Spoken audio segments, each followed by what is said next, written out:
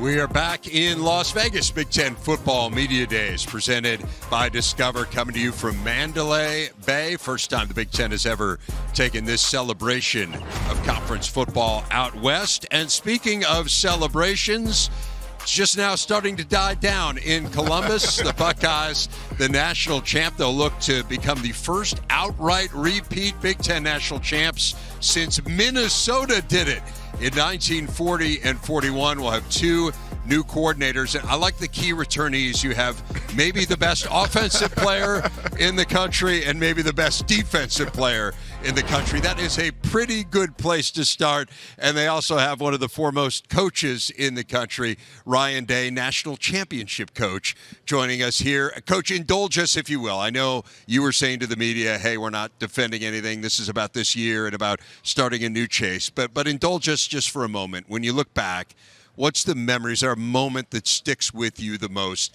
about that run to the title last season? There's a lot of memories. And I think the final game and being up on the stage with the guys and just seeing the joy in their faces. I think afterwards, seeing so many fans just come up and thank our guys and thank us for just, all the work that's been done and the great run. And then just hearing the stories of like, hey, I got a chance to spend some time with my grandfather right before he passed away, or I brought my son to, the Cotton Bowl, or all the different things.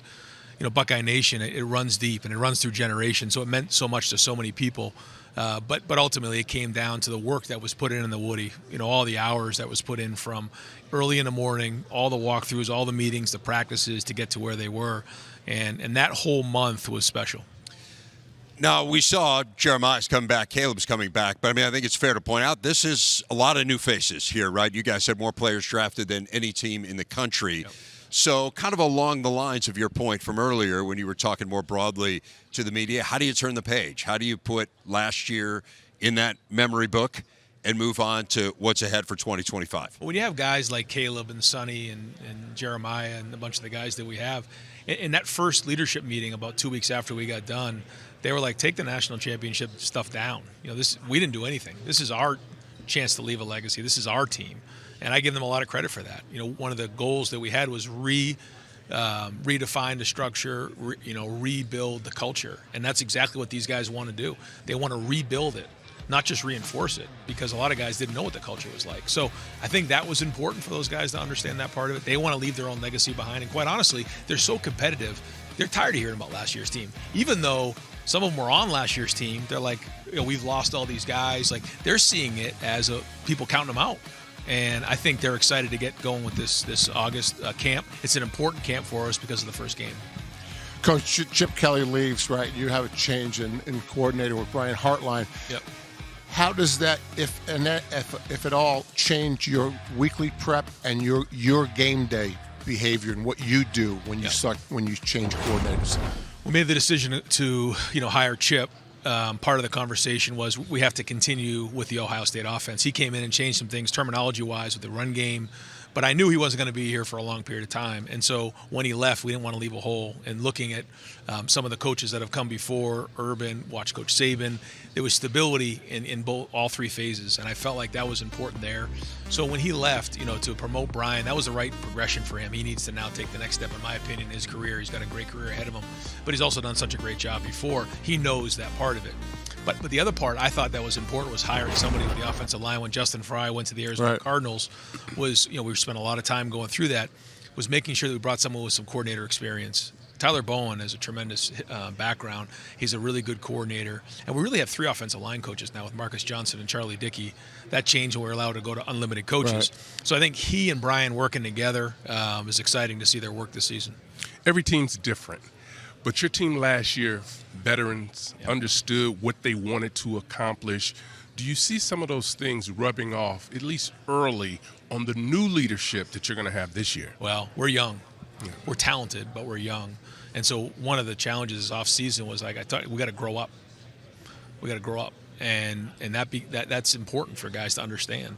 I told this before. I think maybe you heard me say it. When we checked in, they said, is there anybody 21 that checked in? I said, holy smokes, 19, 20, and 20. Because when you get around them, they don't look that way. But I think emotionally they're mature. I think they've been through it, some of these guys. A lot of them haven't, though. So they're doing something new for the first time. And anytime you do that, you got to step up in a big way. That's why this August is important. And then as the season goes on, how quickly can they learn from their mistakes and grow so we can play on our best football at the end of the season? Matt Patricia takes over for your defense. Kind of same question. How much liberty does he have to change things? Where do you spend your time on defense? Well, obviously my background is in offense, right. So the defensive side has always been important to keep stability. So everybody else is still over there. So James Laurinaitis, Tim Walton, Matt Guerreri, Larry Johnson. And so bringing somebody in that didn't want to just come in and just revamp everything. We wanted to keep a lot of what Jim had done in the past. And so that's what we're going to do. We're going to continue. It's going to be Ohio State defense. We understand how we want to do that. Now, Matt has a great background and is going to bring a lot of value. He's already made a great impression on our team with recruits. His personality is really shown, but his expertise. He's got a great background of putting guys in really good positions. He plays situational football. The majority of it's going to be what we did in the past. But as the season goes on, I think you'll see some new things. What's the challenge for your elite players, particularly ones that you brought here? They already play at such a high level. Where can they grow in their game, at least on the field? Yeah. Well, I think you're probably talking about Caleb and Jeremiah in particular. Yes. They're both so self-motivated. Jeremiah is faster and stronger, more powerful than he's ever been. Mick Marotti talks all the time. Like every time we do sprints, he's the first guy to cross the line. He's somebody that you don't have to motivate. Caleb's the same way. I think that's part of their DNA is that they want to be the best in the world at what they do, and they set the tone for the rest of the team. But they're not used to losing, and so all of the guys on the team are that way. Like they came in to win championships, and it was great what happened last year, but that's not this year's team, and that's the way they look at it. And I think every time people start doubting with all the people leaving, it just motivates them more. Coach, what about you? What have you taken from last year that you'll be able to propel this team forward personally? A lot. I think you always have to learn. I learned about 3 or 4 things today. You have to constantly look to adapt. I think in today's landscape off the field, it's just not the same place as it was. Yeah. 4 years ago, I think in an interview, I said, we're not going to recognize college football in the next 5 years. We don't. Off the field. On the field, I think it's just like it's always been. I think it's even maybe better than it's been. But off the field, the way things are in terms of putting your roster together, retaining your roster, the culture building, it is completely different than it's ever been. And so making sure that we adapt with that along the way is important. But ultimately, at the end of the day, it comes down to relationships and the same timeless virtues and values that have stood the test of time. And that's what I think when I think about last year's team, that's what I think of. Coach, how much do you talk to the portal players about their experiences at previous places? Yeah, a decent amount. Do you? Yeah. I mean, it was great when Caleb came in and Seth McLaughlin, just about Coach Saban and what he did. And I would ask Will Howard a lot. Yeah, it was. And the thing I would ask a lot is, like, give me what you see as the biggest difference between where you were, where you are. What do you see about our culture, and what do you see about their culture? And they'll just tell you the truth. Yeah. And it's always good. Same thing with coaches. I do want to ask you a little bit about the quarterback spot. I think it's interesting just in that you could have had any portal quarterback, or certainly pick among the top 3, let's say. People would be beating down their door to come play for you. And yet you decided not to go in that direction. So what's the balancing act kind of in this day and age where anyone can transfer at any time, but you're also, as you always have at Ohio State, recruiting the absolute elite talent? What made you decide to roll with what you've got versus, hey, let's go out and get the best guy in the country? Well, now, even though it seems year to year, I think it's more important than ever to recruit the right people from high school into your program and then look to retain and develop them. So it was great to have Will last year, but it's 1 year and then you're kind of reloading again. And so we want to bring in guys and develop them along the way. And so I think with the 3 guys that we have, that's the focus. And we believe that there's enough there, otherwise we wouldn't have recruited them. And we've poured 2 years now into Lincoln and a whole year into Julian. And so we feel like those guys are going to take the next step here. It's a big August. We're going to allow them to compete. They certainly show, the things that we think can lead us to another championship. But they're going to have to go do it on the field. Coach, how can they make the playoffs better? I really liked the playoff system the way it was. I do think there are ways that they can make the experience better for the players. How? Yeah, I just think it's such a special opportunity, and I think There's different ways, and we've given our feedback on that to make it really special for the guys. It's all about the players who have earned the opportunity to play in that game. There should be memorable things that they can take away from that game, memorabilia, different things along the way. I think in the past, as you remember, all the bowls, you'd be there for a week and you had all these different trips that you would go on. Right. That's not the case anymore. So I think where we stay, maybe keeping us away from downtown and those types of things, I think help with the experience. The way that it's formatted, I think it's clear that the seating needs to be looked at. Right. I think that's important. I do think expanding the playoffs is only a good thing. And I think for the Big Ten, I've said this before, having 4 amount of qualifiers is the way to go because we don't have the same amount of games in season as some of the other conferences. Final question for you. You opened the season with Texas. Last year you opened with Akron. I mean, all due respect to the Zips, I don't mean this to compare the two, but it's different. That's apples and oranges in terms of an opener. How does it change the approach to the season when you've got a marquee game to start things off? It's a big difference. We did it with Notre Dame a couple of years before. I remember talking to Dabo about when he played Georgia last year. It's just it has your attention early on, and it's had our attention really from the off season. But that ramp up even starts in July with the mindset, and now it's going to go into camp. And so it can come down to one play, the first game of the year. So tackling's important, ball security is important, being clean, all those things will be utmost important. So we got to get up to speed real fast with a young team, but we're excited about it. I mean, what a great way to start the season. It's great for us, great for them, great for college football. It's got to help that you played them last year, right? The players know your players know they know him, and they got a lot of respect for him. Yeah. It's a very, very good team, very talented, as you guys know, a great young quarterback coming in. But our guys are fired up for it. I can tell you right now, man. They're jacked up, especially being at home. Yeah. We can't wait to get to camp. I know there will be some heightened intensity. Yes, there will. When we arrive in Columbus. Ryan Day, congrats again. Thanks, guys. On last year, and we look forward to seeing what's ahead for the Buckeyes this season. Sounds good. Really good year for Rutgers a season ago. 7 wins for the Scarlet Knights, including 4 in the Big Ten, their most ever. And you see the schedule ahead for this year. It includes a Big Ten Network opener, a Thursday night against the Ohio University Bobcats, 2 of the first 3 on the Big Ten Network before they begin conference play at home against Iowa on Fox. Should be an outstanding game there as well. You saw 3 of the Scarlet Knights stars in that little montage off the top, and they are with me. Dariel, Djabome, linebacker Athan, Kaliakmanis, quarterback Ian Strong, wide receiver. Great to have all 3 of you here.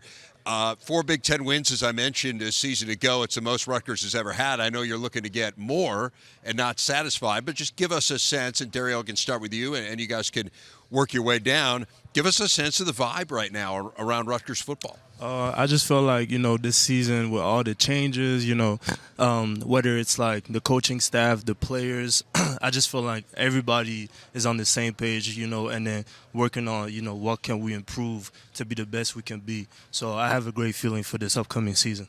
Athan? Yeah, I know. I feel like the season left a bad taste in our mouths. Why? We want to be better. Because of how it ended in the bowl game? It's never enough. The standard's the standard. And the standard's high at Rutgers. And, we feel like we have to be better. And we've been working really hard this offseason, getting together, all of us, and just working and being the best that we could possibly be. Ian? Yeah, I'll just add on. I think the players are extremely eager. Everyone's hard working in the summer. And I think we're ready for training camp. I want you guys to give people some insight into Coach Schiano. I mean, he has done things that no one's ever done at Rutgers. More than half of Rutgers' wins against ranked teams all time have been when Greg Schiano was the head coach. So, Ian, I can start with you, but I want to hear from all of you. Give me a sense for why he is the right guy for Rutgers. Why has he been able to kind of unlock the potential in this program where others were not able to? Yeah, I think coming in as a freshman, he harps on developmental. And I think if you really buy into Coach Schiano's culture, I think it suits you to become a very good player. Yeah, I have to agree with Ian on that one. It's the culture. When I transferred here, I completely bought into his culture. And it changed me not only as a football player, but as a person. What about the culture? Give us an insight. When people talk about culture, what are you talking about? Give me a specific. Yeah, well, I'll give you CHOP. CHOP is the focus and mental toughness to hit that spot over and over and over again. And, it's very hard to do, to go every day and give it everything you got and not let up. And I learned that here. I learned the focus and the mental toughness to keep going and going and going. Dariel? To add on into that, like they said, the culture is everything, And what I like about Coach Schiano is that he holds everybody accountable. Whether you're a coach, a player, it doesn't matter. He's going to hold the standard, what the standard is, and then he's going to hold it up. And then he's going to make sure that the whole program hold the standard, And of course, it's not just the head coach. I mean, we're talking about assistant coaches and all the way down to all the support staff. I want to talk about one assistant coach in particular, Kurt. Your face lit up. I think you knew a little bit where I might be going there. Again, a guy that you had a connection with, and you come into Rutgers, and it just felt like you hit a sweet spot again with him last year. Your numbers went up significantly. What is it about Kurt that you guys seem to be on the same page? It's our communication, honestly. When we communicate, we're honest with each other. And whether that's in the film room, whether that's on the field, I'm always asking questions because I want to pick his brain. He's so knowledgeable about the game. So when we're in the film room, I'm asking questions. When we're on the field, I'm asking questions. And I think that's what helped me become on the same page as him. Ian, what kind of growth did you see in Athan last year? I think confidence. I think his confidence skyrocketed during the season, and confidence is everything on the field. You're a known commodity, a wide receiver. We saw some of your highlights there coming back in. KJ Duff as well. But I think there are some new faces here in the wide receiver room. Bring people up to date on some of the players they need to know about who have stood out in the spring and in the offseason. I think DT, he's new to the room, but he took that leadership role, bringing the young guys along. KJ Duff, of course, he played. Ben Black. And we're just trying to get the young guys there to get ready for the season. What about the running backs? Kyle Manungai was such a huge part of what you guys did. I feel like it must have been a sense of comfort to know that he was there beside you or behind you, depending on the formation, to be able to hand it off to him. So the fact that he's gone, tell us about the running back room. It feels, at least to an outsider, like a little bit more running back by committee this year. Is that a fair assessment? Yeah, I mean, Kyle was special. Kyle was really special. I've had the pleasure of playing with a lot of great running backs in college, and what I have to say is our running back room it's like it never lost a beat.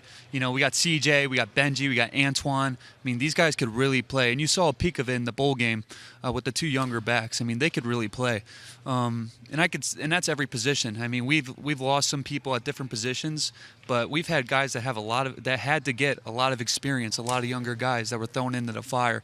So we're ready, man. We're ready to go.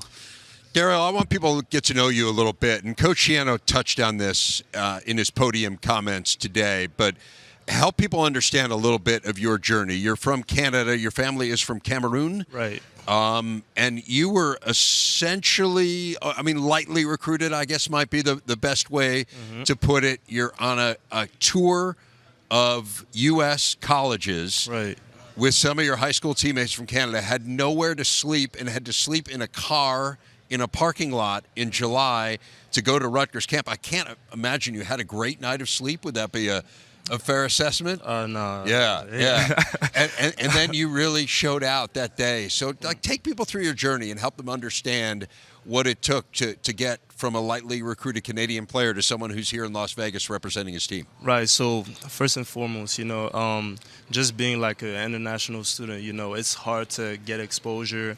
We have a lot of talents, hidden talents in Canada, and I'm sure like anywhere else in the world, but it's just, the exposure. We have a huge lack of exposure. For me, I went to the Buffalo camp, right? That's where I met Coach Hedman and Coach Fraser, and they had told me, yo, you performed pretty well. Like, we would like you to come and then assist our camp. I'm like, I can't. I'm on a camp tour with my teammates. Like, I can't just, individually go to your camp. A month later, they reach out to me again. They're like, we really want you to come to our camp. I'm like, Coach, they really want me to come to their camp. I didn't know what Rutgers was, to be honest. That same day, that same weekend, go to the UMass camp. Had a pretty good camp. They had no offer. The next day, it was the Rutgers camp. I arrive, it's nighttime. I text the coach. I'm like, yo, I'm here. But I didn't have nowhere to stay. I didn't have the funds to pay to afford, any hotel, no nothing. So we was like 4 in the car. I remember the car. It was a Kia Sport, a gray Kia Sport. a bunch of big football players just in the Kia Sports sleeping. And then I remember, like, it was so uncomfortable. Like, I woke up, like, maybe, like, twice at night, you know. But then, like, the very next day, like, I had a camp, kind of like a private camp. I think I nailed it. Yeah, I guess so, right?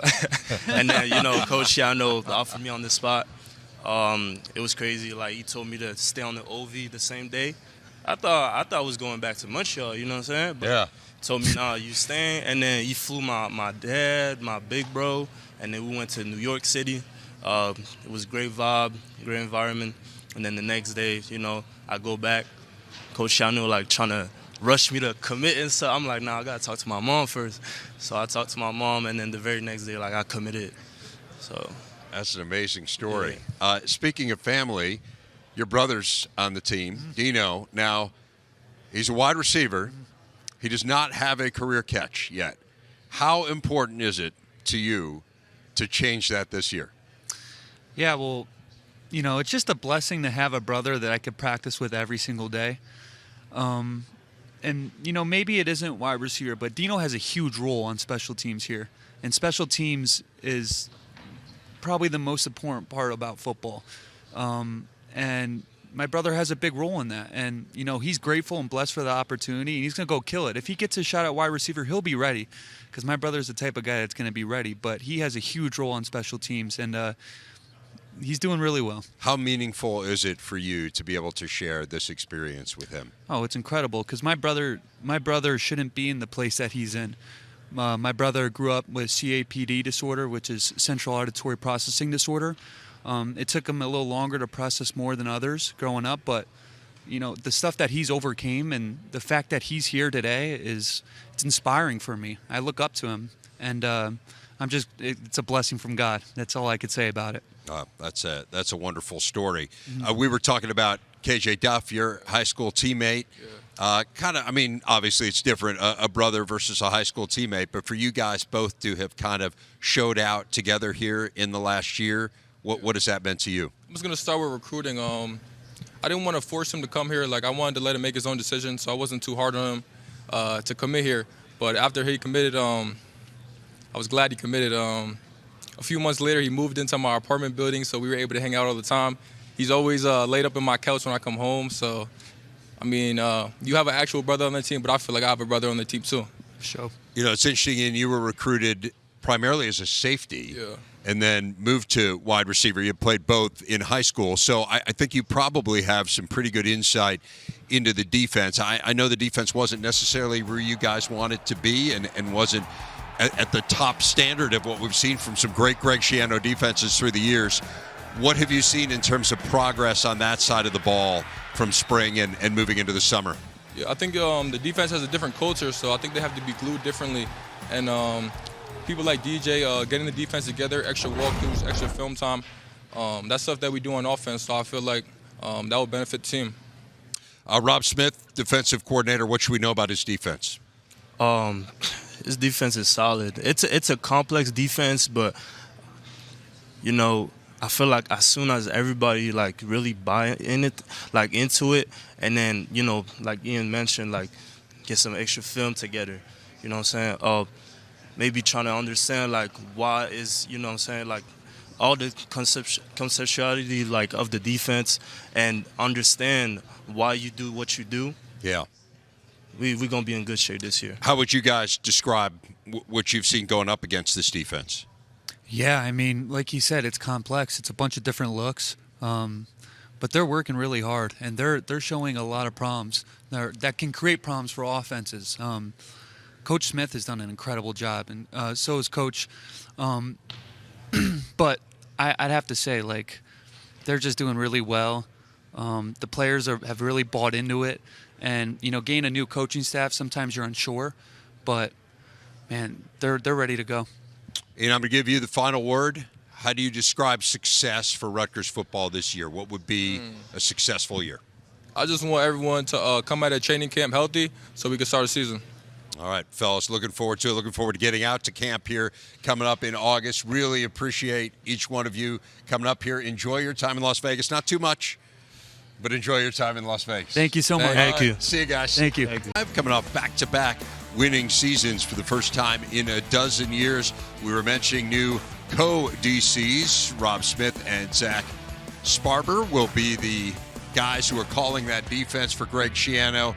Made some noise in the portal, and then some key returnees, including two of them who we just spoke with in Djabome and Kaliakmanis. Greg Schiano is with us right now. And, Coach, it was interesting because I was asking your players about, hey, you just had the most wins you've had as a Big Ten program, back-to-back winning seasons, and I kind of said, hey, give me a sense for the vibe around Rutgers football. I was expecting it to be glowingly positive, and it wasn't. I mean, it was very clear they were not in any way satisfied with what last year was.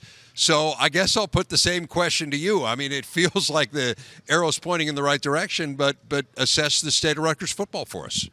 Yeah, I mean, I think the arrow is pointing in the right direction, but the reality is I didn't come out of retirement to go 7-6. Yeah. Right? Like I told the team that point blank when I came back is we're here to win championships, and until we do that, we're not doing our best. And I think our players feel that. They work incredibly hard. They're committed to what we're doing, but they also know the league we play in, and they know the competition. So it's a tall order, but one that our guys embrace. One thing that really stood out last year was the offense did get dramatically better. I mean, it really was night and day different. How do you build on that this year? Well, I think they got a little taste of what they're capable of doing, right? The last 6 games, we scored over 30 points all 6 and over 40 the last 2. So if you can continue to do that, and unfortunately we didn't play great defense last year, and a lot of reasons, the biggest one being a lot of our players were unable to play. But we got to get that fixed, and if we can continue to grow offensively and continue to be consistent in the kicking game, it gives us a chance every week. Yeah, kind of to that, Coach, when I think of Greg Schiano or I think of Rutgers, I think the identity is going to be play great defense and run the football. And then you look at some of the changes, 2 new defensive coordinators replacing 8 starters, Kyle Monungai now in the NFL. How do you adjust, or do you adjust your identity with these new changes?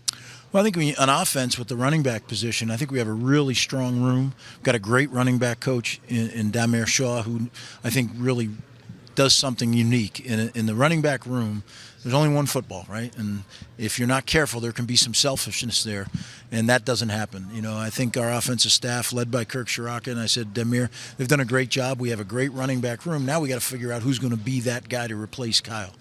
Defensively, I feel good. I think we have a lot of good young players. They got to go play now.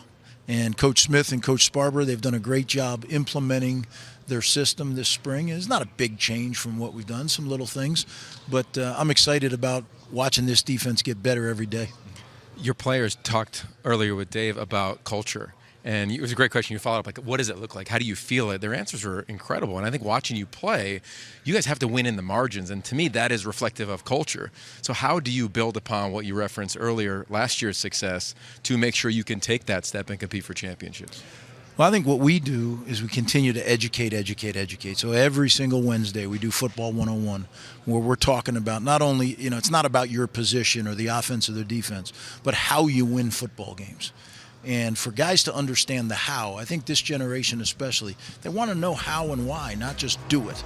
And I think when you can teach them the how, then they start to appreciate it more, and I think there's a little more buy-in. But at the end of the day, you got to take care of the football. First and foremost, the ball is the program, and I think our guys understand that. Kind of to that, Coach, you look at your portal strategy, a lot of guys that are coming from smaller schools, whether it's G5 or FCS. Was that intentional? And if so, what does that allow your culture to do?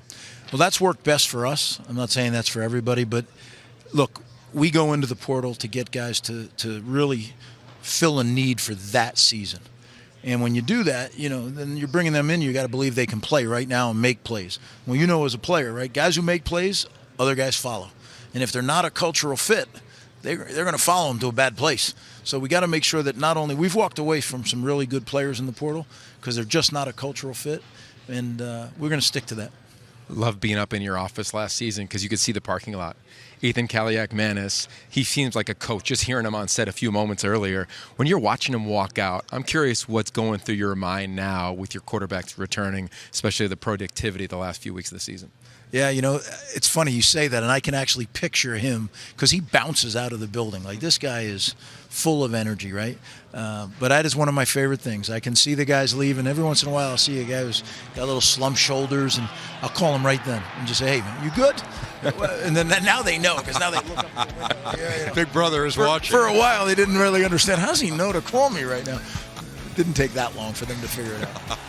One of the deciding factors in our conference is going to be these close games, one-score games. You talk about winning in the margins. Illinois 5-1 last year in those one-score games. 4 of your 6 losses, one-score games.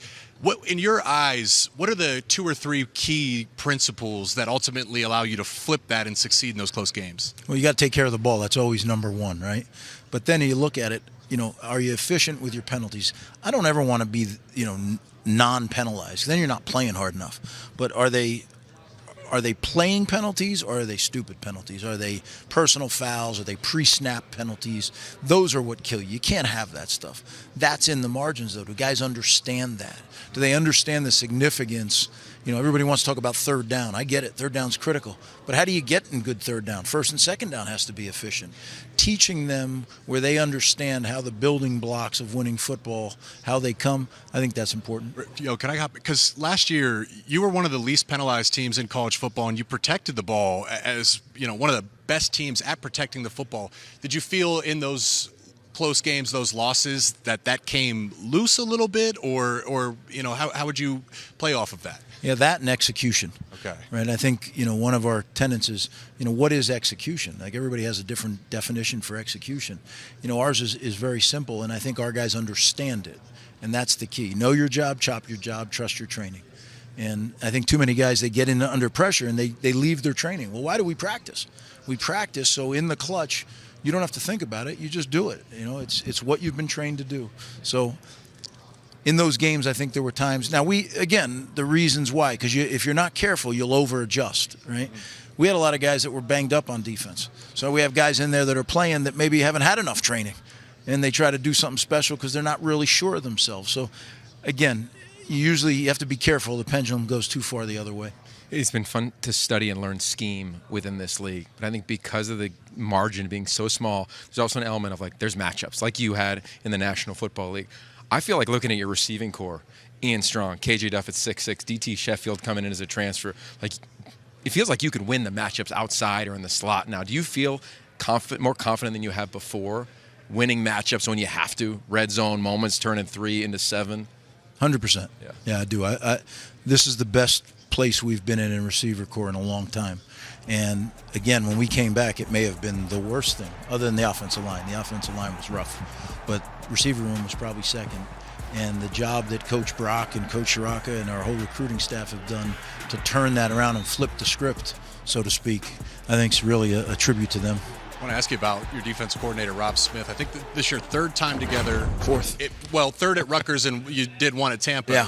What is it about him that's so special? Why are you so comfortable with him? Well, look, he's one of us. He understands what we're about, believes in the same principles.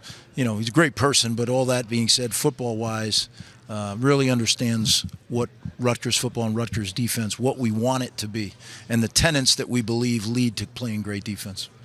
It's talking about keeping it in the family, one of us. If we can mic you up before you play Minnesota and PJ Fleck, what is that going to be like between you two? Because I feel like on both staffs, it's just guys that come from your tree in a lot of regards. There are a lot of crossovers, you're right. But PJ does a great job. I got so much respect for him, and I'm really proud of him, right? He's like a little brother of mine, and he does a great job with his program and their consistency. That's what I love watching. Year in and year out, they're a consistent program. So it'll be a tough trip, going out there, and they'll be ready to go now. I promise you that. He gets them ready. That is the second conference game for you guys. You open up with Iowa. I mean, I looked through your conference schedule, and if I could find one word to describe it, I think I might use difficult. Yeah. So how important is it going to be for you guys to get off to a good start? Well, it's always important, right? But you're right. We have a very tough schedule. But playing in the Big Ten, that's what it is. If you didn't want that, don't join the league, right? So we're very excited about the opportunity we have. I look at it as just that, as an opportunity to go play great football and let the chips fall where they may.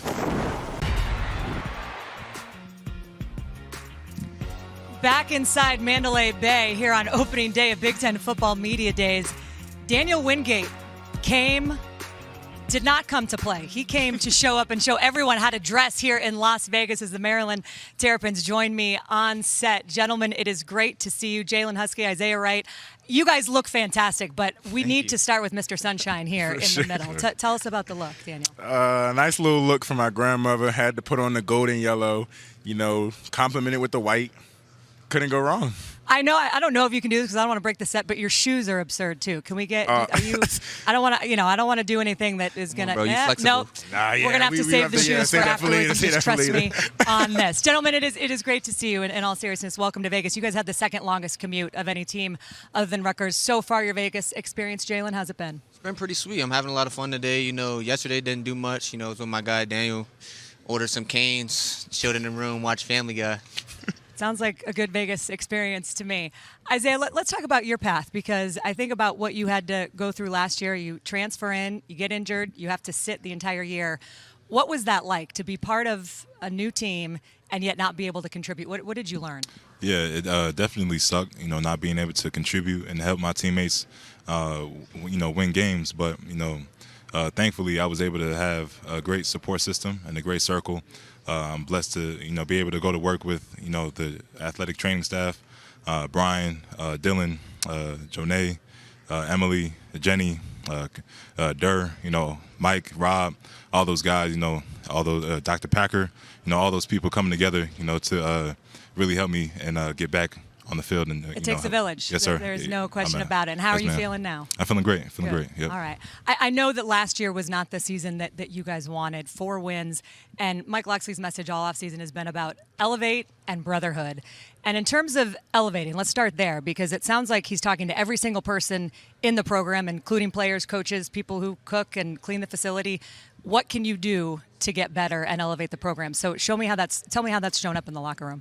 For the locker room, it's just about what do you do every single day to put yourself in a position to help the team win games in the fall. We have 1% workouts after every practice. We go in early, leave late. That's the standard that we're setting for each other. So if we can continue that standard, we're going to elevate, like Coach says. Brotherhood is the other word that Coach used. And I think when he talks about everything has changed a lot in the last few years around college football, NIL deals, the transfer portal, all of it.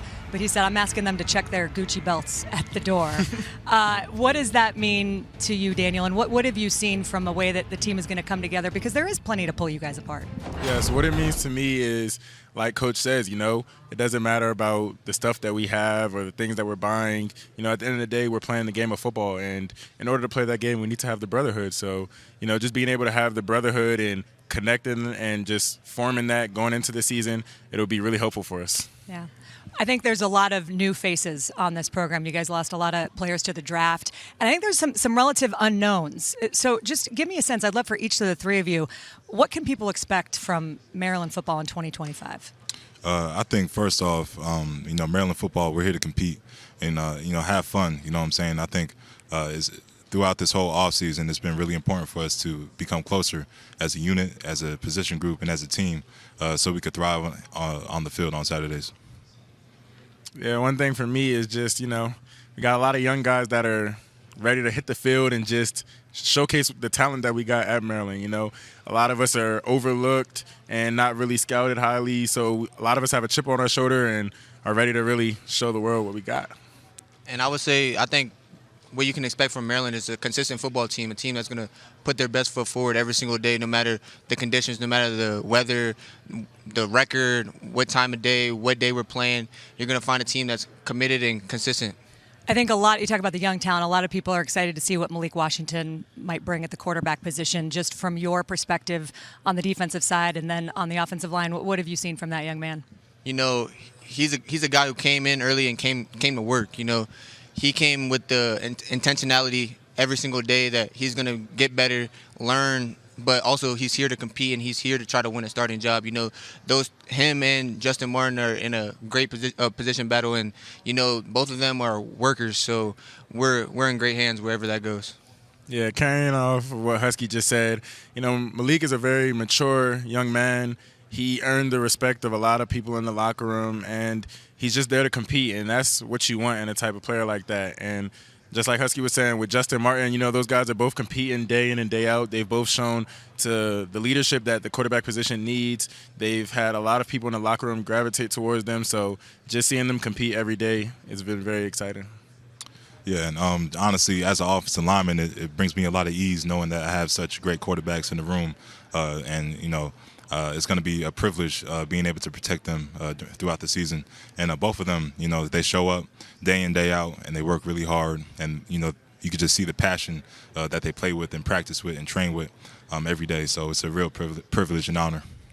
I think about some of the changing that's going on from 16 to 1 on the field. Tell me about that team. How did it change? How did it come to be, and what does it signify? It came to be off of, a great off season that I had going into the spring, just working hard, keeping my head down.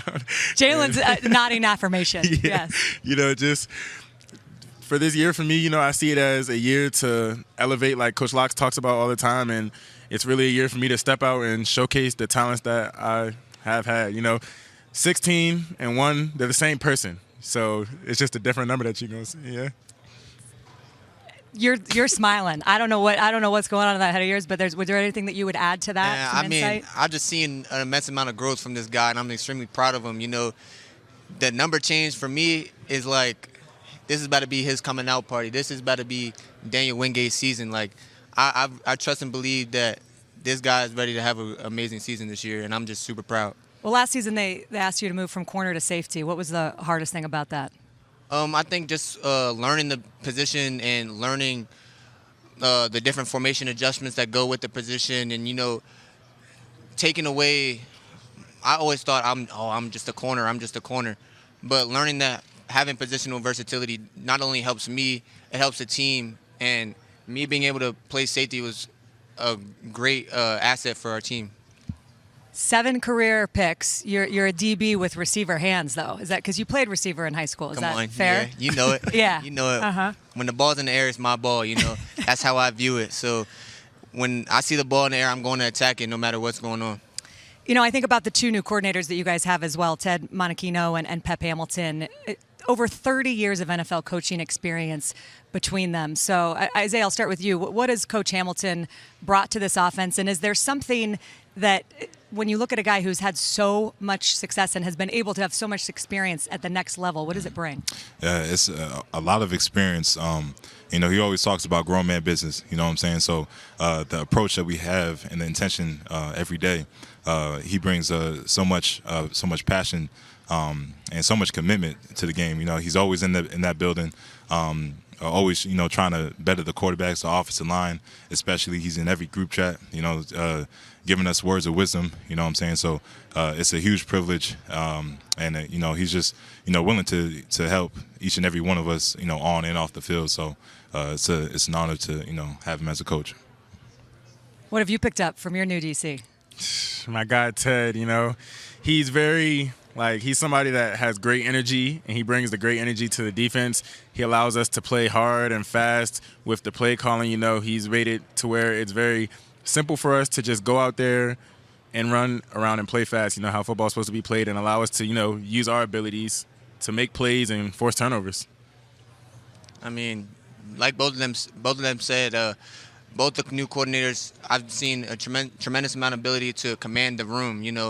Having those guys and seeing that type of leadership for us, especially because our team is a bit of a younger team with newer pieces, has been tremendous for us, and I think it'll be tremendous for our success. One of the things I love about Media Day every year is it a chance for us to talk to you guys without helmets on and get to know some of the personalities. So we could talk about football all day long, but I want to ask some non-football questions too, if you'd be okay with that. Of course. What is something for each of you that you are weirdly good at off the field? Do you have any strange talents? I don't know if it's a talent, but I'm pretty good at building Legos. I build Legos. That's what I do. Do you know that my 8-year-old son is at home watching this right now, and with just a giant smile on his face to know that there's a big-time college football player who's into Legos? That is a talent. That is a talent. Can you top that, Daniel? I can't top that at all. Huskey, he loves his Legos, and my secret talent though. I wouldn't say it's a talent, but I could sing. You feel me? I was in a choir when I was younger, so singing isn't something that's new to me. So yeah, that would be my top. I was gonna say, could we just hear a little let's something? hear it. Yeah, Just, come on, you got it. Promiscuous girl. Don't stop. Please don't stop. Oh man. Isaiah, I don't even know how you follow that. I do want more. I do want more. So you're not off the hook yet. You're going to sing us to break in a little bit here. But man. Isaiah, Lego's a beautiful voice of an angel. Voice. Yeah. And what's up your sleeve? Nah, just growing up, I play piano. That's a passion of mine. It's something I don't really love doing in front of a whole bunch of people. But when I get time to be by myself and get time to play, that's something that I like to do. What do you love about playing piano? Man, it's just a different way to evoke emotion. You know what I'm saying? A different way to express yourself. So there's so many different genres and so many different kinds of songs that you could create just off of those notes. So yeah, it's a beautiful instrument. That is a wonderful answer, and I do want to ask you guys too. I hope you have very long football careers, but your dream jobs after football are interesting to me. So Isaiah, let's go down the line. What do you want to do after football? Yeah, I mean, so there's so many things that I have interest in, but I think since I was a kid, being a film director / writer was something that I was always interested in. Storytelling is something that I think is beautiful, and the different ways that you could do it is really interesting to me. So. So yeah, that's been a dream job of mine as a kid. Obviously, something in music, but being in law enforcement, also seems very intriguing. All my majors so far have just been to help the community and help people. So that's really what I'm all about. You're like a Renaissance man. I love it. I love it. All right, Dana, how about you? What's next after football? For me, I would say being a sports psychologist, because there's a lot of athletes in this world that aren't open to just talking to anybody about anything. And life after football, I want to be able to have those athletes have somebody to talk to, because as an athlete, it's a lot that goes on. You got to handle a lot of things mentally and physically, and sometimes you just need to talk about that and just let that out to somebody sometimes. Well said. Very well said. How about you, Jay? I mean, it's kind of hard to follow up. They're trying to help a lot of people. I just want to be a commercial airline pilot. That's all I want to be. So hey, that is important. That's helping people. Yeah. How did that come to be? At my previous school, they had a aviation major, and it always intrigued me, but I really couldn't do it because of football. And now, just this past week, went to Selma, and I got to see the Tuskegee Airmen and see all that type of stuff, and it really inspired me to really follow that passion that I have. Well, I know you guys are going to follow your passion on the field. It has been terrific to get to know each of you a little bit. Thanks for spending some time with us. Thanks for sharing your passions and your plans with us. Season opener, August 30th against FAU. Are you guys excited to go to the Rose Bowl this year? Come on. Oh, yes. Yeah? Have you been? Yes. No, I haven't. Never. First time. All right, it's going to be fun. We're going to talk a lot more coming up on the Maryland Terps. It's already been a terrific day, and we got much more to come as we are with the head coach of the Indiana Hoosiers, Curt Cignetti, Yogi Roth, Jake Butt, back with us on set. Coach, talking season is still going on right now, fortunately for us. I know you're ready to actually play. But just give us a feeling for what it's like to come back this year. Does it feel different after what you were able to build and prove in that 11-win season in the CFP appearance? Well, yeah, I mean, I'd say it's definitely different. I mean, and we're in Las Vegas, not in Indianapolis. It feels like an away game. And, I mean, people are aware of us, and they have an eye on us, who we play, our schedule, our out-of-conference schedule, what we're doing, what we eat at night, right? I mean, how are you going to be this year? You're going to be the hunted this year. You got a target on your – well, we can't hunt. We're not allowed to hunt this year either. No, it's all good. Excited to go. I did love what you said about on the podium when you said we're not looking to sustain it. Everyone's asking, are we going to sustain this? No, we want to build and grow and get better. So you've got new pieces. You've got some really great guys back, and I want to talk about the three guys who you have today. But what is the biggest thing from just making sure that you don't get that mindset that, we've arrived, we're here? Humble and hungry versus noise and clutter. I mean, we got to have that fire in our belly. We got to want it so bad and pay the price every single day, because nothing good in life comes easy. And, all there is really is the here and now. So you got to control the here and now, control the controllables, and get better, improve as much as you can every single day. And That's it right there. Noise and clutter. What you think is going to happen just because it happened last year, that's a kiss of death. Yeah, it's good to approach and play the game of football with a chip on your shoulder. And you got a veteran locker room, veterans at all three levels on the defensive side of the ball, brought in veterans in the transfer portal across the offensive line at the quarterback position. How are they taking initiative? How are those veterans of the team taking initiative in the locker room to echo that message so the team plays with a chip on their shoulder? Well, we got a lot of good guys that are good leadership type guys that have played a lot of football on this team, like you said, on both sides. I mean, on the offensive line, you got Coogan from Notre Dame. You got Carter Smith. You got Drew Evans. You got others. At wide receiver, we've got a few. So, chip on the shoulder. We don't play yet. We're just getting ready for camp, right? We got to develop depth. We got to develop players. We got to get better in some areas, scheme development. As we get closer to the games, the chip really comes in. We got to be ready to play against ODU. Okay, they beat Virginia Tech twice in recent history. South Carolina was a 4-point game last year in the opener down there. Got to be ready to play. And then when it comes to chip, we'll find those chips. You easily have, because I think your roster is built with so many players and coaches alike. Fernando Mendoza, lately recruited, goes to Cal, plays really well. His personality is one that when you meet him, I feel like you're just like, whoa. This guy's pretty interesting. He's called the mayor at his previous school. What's dialogue like between the two of you if we were sitting in a quarterback meeting? Well, I don't sit in the quarterback meetings, number one. I let the quarterback coach quarterbacks. Glad we got him. Been aware of him for a long time. He's got talent. Big, tall, mobile, quick release, strong arm. A lot of positive qualities. Got a couple things to work on, but everybody does. Chandler Whitmer does a great job with him. Our new quarterback coach, Tino, went to UCLA. Okay, so you build around the quarterback. We've had a great history of success with quarterbacks. And he had his last 5 practices in spring ball I really liked a lot. Got a lot of confidence in him.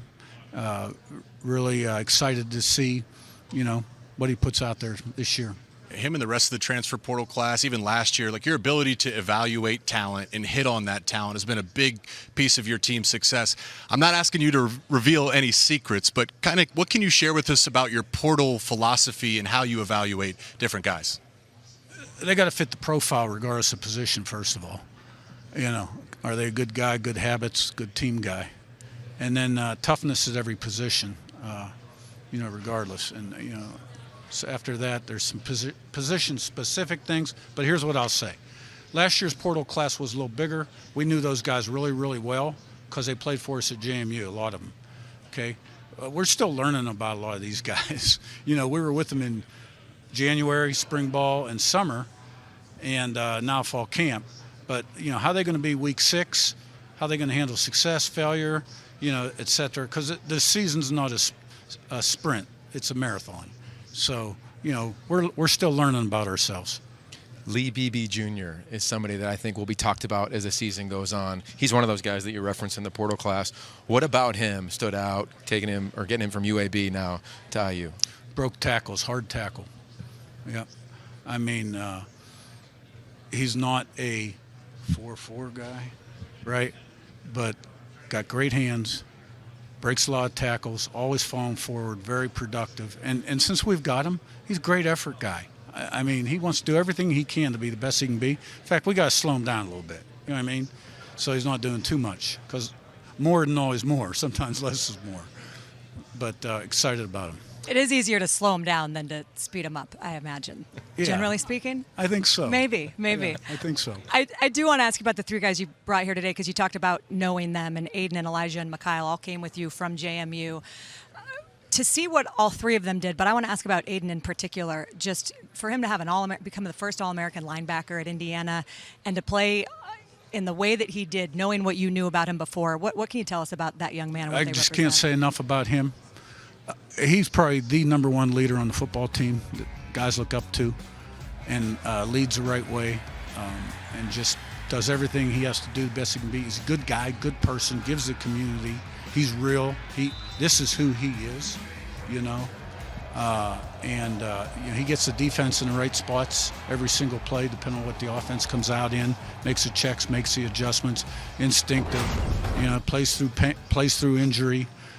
Just fully invested in the team, and hands down, the leader of the team, and I think everybody on our football team would echo that. I want to talk to you about your coordinators. We've talked a ton about the change throughout the conference, but Coach Shanahan, Coach Haynes, you've been with these guys for nearly a decade now. Yeah. What does that allow you to do as a head coach, just that familiarity in your relationship with your coordinators? A lot. I hired those guys at the D2 level as part-time coaches for less than $10,000. Now they're coordinators in the Big Ten. Brian's been coordinator, this will be year 4, I think, and Mike maybe 5. And then, a lot of other guys. My strength and condition, Derek Owings, he's going on 5 or 6, and Grant Kane, my special teams guy, same. A lot of them. So we're on the same page. And, we have a way we do things, and everybody understands it. Doesn't mean we're not looking to improve our methods. But they know me. They know what to expect from me. I know them. I think we're very organized. We have good organizational discipline. We keep the main thing. And when we're done working, I want them out of there. I want to keep them fresh. And I'm a little different than a lot of coaches. I'm the same with the players.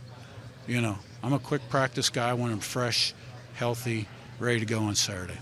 Coach, every time we've had one of your games, we talked about your late father, Hall of Fame coach. Yeah. I'd be curious, if you look back on the success you had last year, tremendous success, right, and then you look at this offseason and the additions we've referenced, what might he say to you in advance of this season that you could think back to those conversations? Well, I think at this point he'd probably just say, you'll be all right. Yeah. I can tell you, early in my coaching career as a head coach, I got a lot tougher lessons from him. So, yeah, he was a great football coach, but a better man. How about your offensive line, Coach? Just trench play. I think you talked about this last year. The ability to control the trenches and dominate in the trenches. You returned some great guys. You mentioned you brought in Pat Coogan and then Bob Bostad leading that group. What's the ceiling for this offensive line unit this fall? Right, yeah. And, we had a lot of good moments. But, we didn't play real well against Ohio State and Notre Dame. Let's call it what it is. And we have good units, too. Yeah, we got to get better. Real good. Number 1, number 2 in the country on the road. Yep. I like to play those people at home, but it is what it is, and I give them all the credit. Don't get me wrong. And Bob Bostad's a great football coach. Been around a long time. He's a tough guy. Great fundamental football coach, and he gets the most out of that unit. And I think we've added some nice pieces to that unit, some veterans that can play. We'll have more depth. We'll be better. And if you want to go on a road and beat a big-time opponent, you got to win up front. You also got to win with the decision-making at quarterbacks. When I go back to Fernando Mendoza, you referenced this offseason that last year with Curtis Rourke, you kind of knew where he was going to drop, oftentimes in the pocket. You'll move Fernando around a little bit more. When you look at his game, what is the most coachable attribute when you're watching him play going through the 15 practices in the spring? The most coachable attribute? Yeah. Meaning what? In terms of what area do you think he can really improve upon? Well, I'm not going to tell everybody in America that right now. I'll let we won't tell anybody. I'll let you guys figure it out when you watch the games. Yeah. But what has stood out for him outside of the experience that he has for you within this system? I tell you, he can make all the throws now. He can make them all. And that ball's out fast. And a lot of times when it breaks down, he's running down the field 15, 20, 25 yards. Coach, one of the things that stands out whenever I talk to your players is that your confidence is contagious, that you were able to present a vision and were so confident in it that they were able to buy in. Where do you get your confidence from? I studied leadership early in my head coaching career because I didn't think I was doing a very good job of leading the team. And a guy introduced me to some books. And I finally, at my age, 64, a leader leads by example, goes away, knows away, shows away. And, I've got to show that confidence in a situation like last year where they haven't been successful in that swag. And I got assistant coaches that have been and players coming with me that have been. We come to Big Ten Media Day. As much as anything, I'm talking to our team and our fan base right now, right? What books? What books? Yeah, what were some of the more impactful books? I'll share them with you later. Okay, all right. We can't get you. We're trying to get the secrets out of you. Start to forget. Okay. Hey, when you're, pitching to the transfer portal guys and recruits, how different was it for your message to be received this year from last year? Significantly. Year one, you're selling a dream, a vision, what you've done in the past. Then you put it on the field like we did, and the excitement level nationally. sold out stadiums, and you got a better looking athlete walking through the doors. It still has high character. You have tremendous perspective on life in the coaching profession, and also I know that you're never truly satisfied, but within the job that you have now, what gives you the greatest satisfaction? Just beating somebody's ass and playing hard from the first play to the last play, and then going in the locker room and singing that song. Oh, the Pittsburgh guy. That was one of the best answers I've heard on set. On that. That secret's out, folks. Yeah. I mean, I feel like I don't even know how we can follow up after that answer because that was the mic drop. But I just, you talk about being a leader, and I think every good leader learns something every single season, multiple things. What do you think was the biggest thing that you learned last year, going through your first year in the Big Ten? That we got to get better in certain areas to beat the big boys, especially on the road. I mean, you're going to beat them on the road at their place. That's a tall task, and it all starts up front, right? I mean, you play them at your place, it's probably a 2-touchdown different game. You get the crowd involved, who knows, right? But you're going to beat them at their place, you got to win that war up front. I want to ask you about Pat Coogan. He became almost famous on social media for his pregame speeches. Has he given the team a speech or you a speech? Have you gotten a chance to hear his motivational speaking? If he's given them some speeches, I haven't heard them. Now, because he's new, I'm kind of slow to put him in that situation, even though I know in the back of my mind, come fall, he's going to be that guy, right? But he's got to earn that, be that guy. I think from what I understand this summer, he's earned the right to be that guy. You know, I'll tell you what, last year we saw the shirts, like the SIG shirts, and we saw a lot, the towels or a lot. I think, like, Beat That Blank might be the new shirt in Bloomington. I'd buy it. I like it. You know? Promote it. I would buy that. I would support that. I do have to ask you, how was the offseason for the recliner? It was hanging in there. Oh, nice. Yeah. It didn't have to, no surgeries. Didn't have to take it away from it. Still there. Still looking at new furniture in there, but that thing is steady. We love steady, the core. You know what? There are no off days for that recliner. Curt Cignetti, it was great learning from you and chatting with you, and we wish you the best of luck. Great to be here. Watching your Appreciate team. you.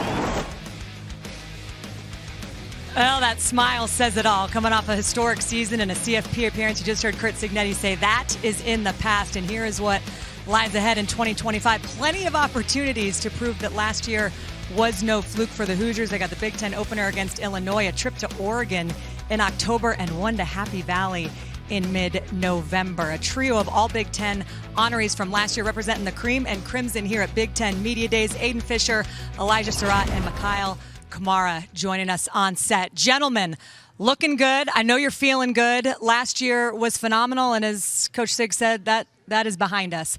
I want to ask you, Iden, because he said that you are the undisputed leader of this team. What has it felt like? How different has it been coming back into the offseason this year? Yeah, it's been good. Almost a similar feel to last year. We got a lot of new guys, a lot of returning production as well, which I think is what is going to make the difference from that transition now. With so much returning production and, players, now everybody's on the same page. Everybody's getting adapted a little bit quicker. So we're definitely a lot further along than we were last year. But still a lot of time to go. All three of you followed Coach Sig to Bloomington from JMU, so he believed in you early, and you believe in him now, and it's been a beautiful thing to see how it's all come together. Mikail, for you, what was the biggest transition to playing in the Big Ten and having the season that you had last year?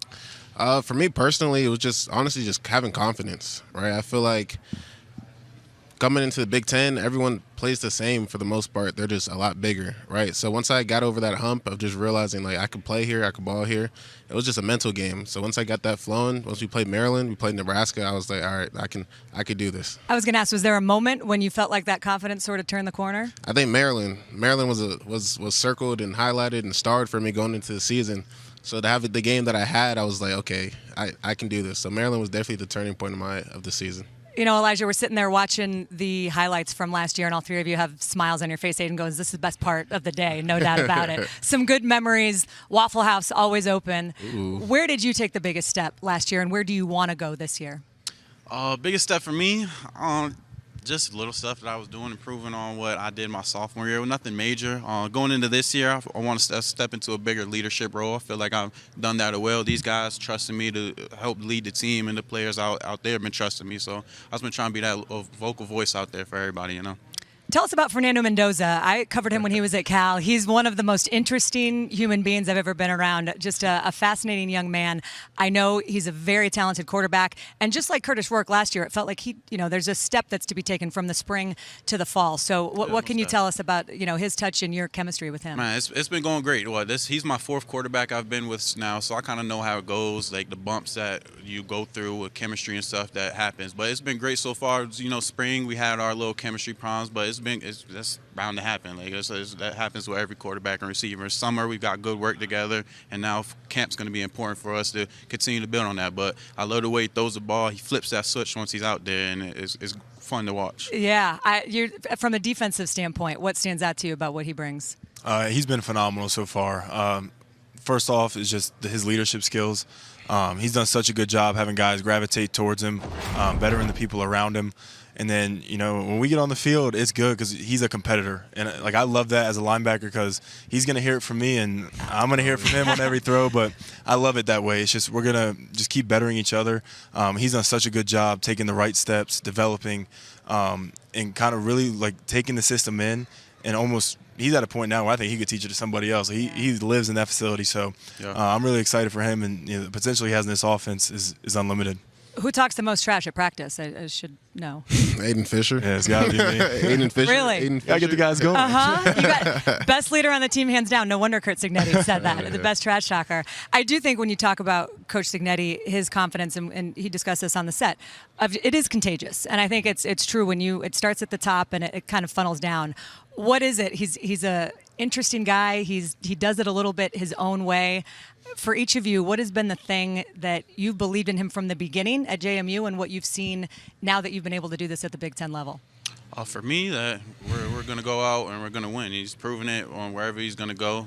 We have to put the work in. He preaches that, but if you put this work in day to day, you're going to see success on Saturday, and it's stuck true.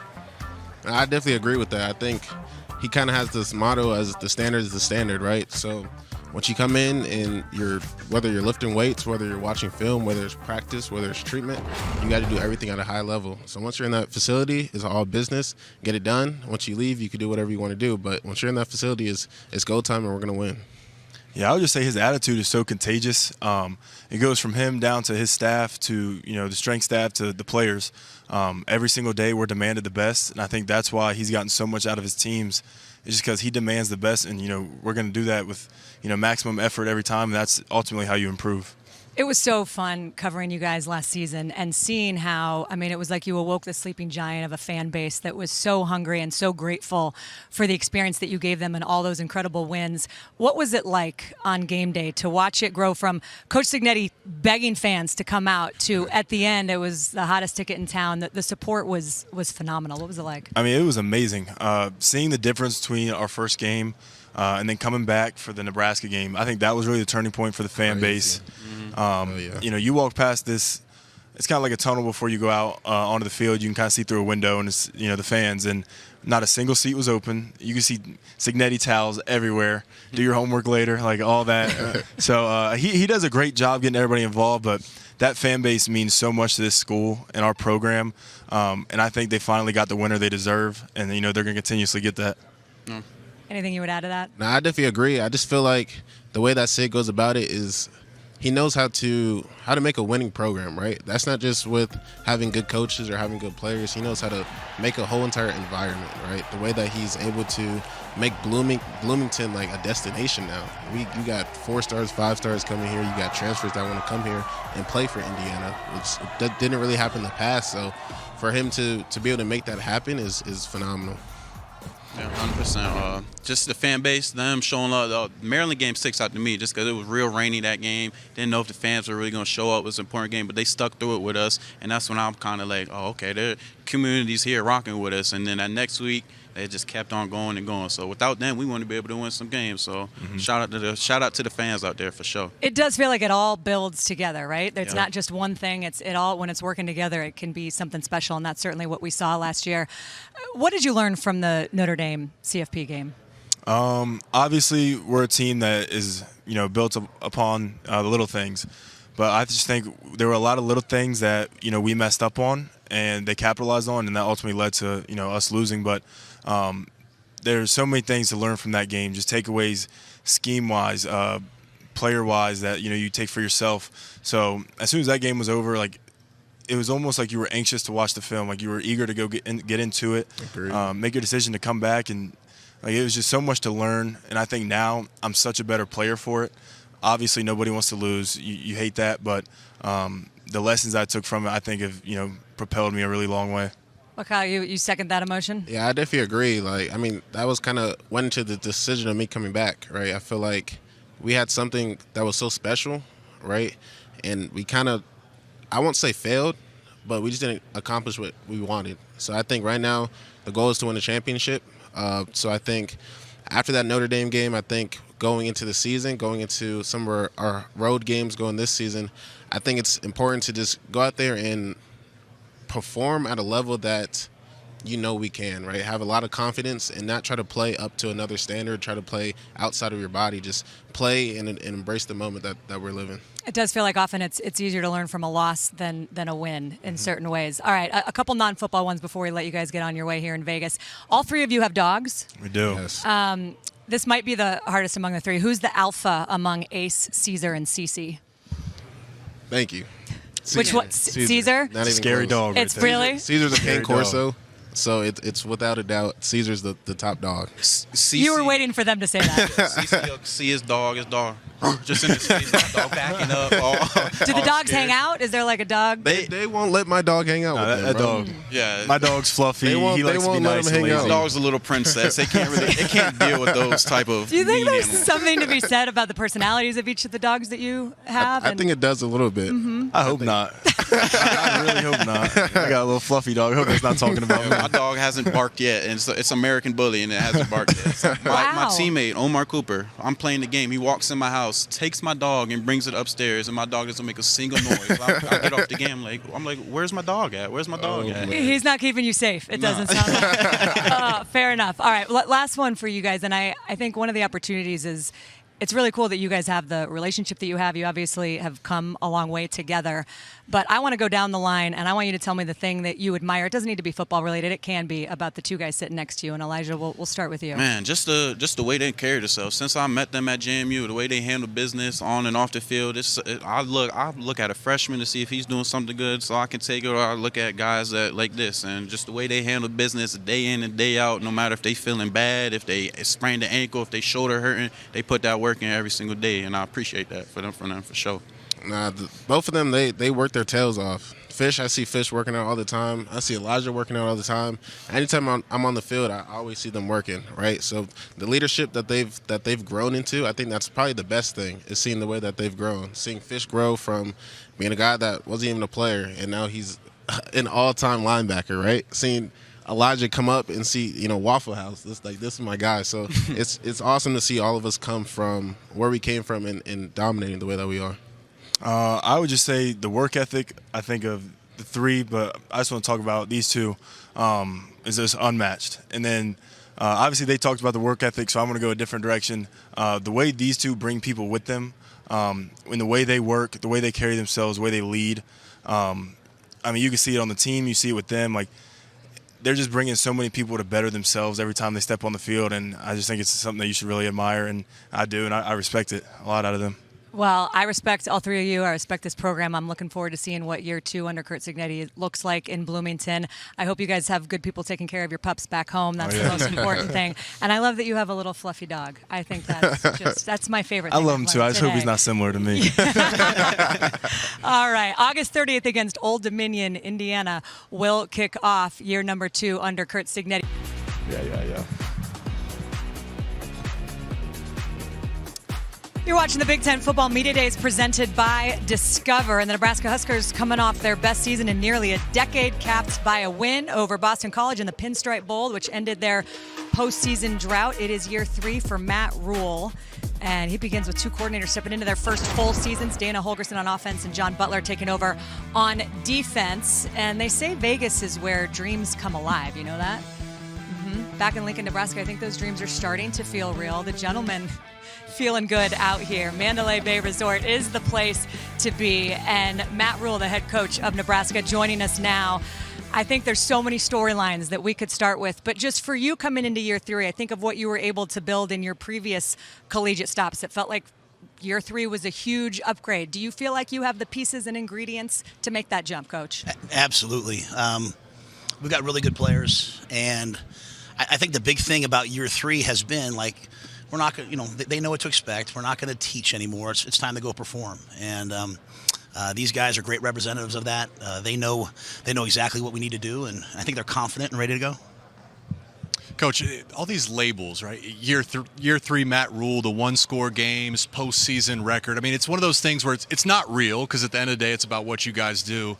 But it also is real, and the players are aware of it. How do you compartmentalize that, and what's your message to your staff and your players?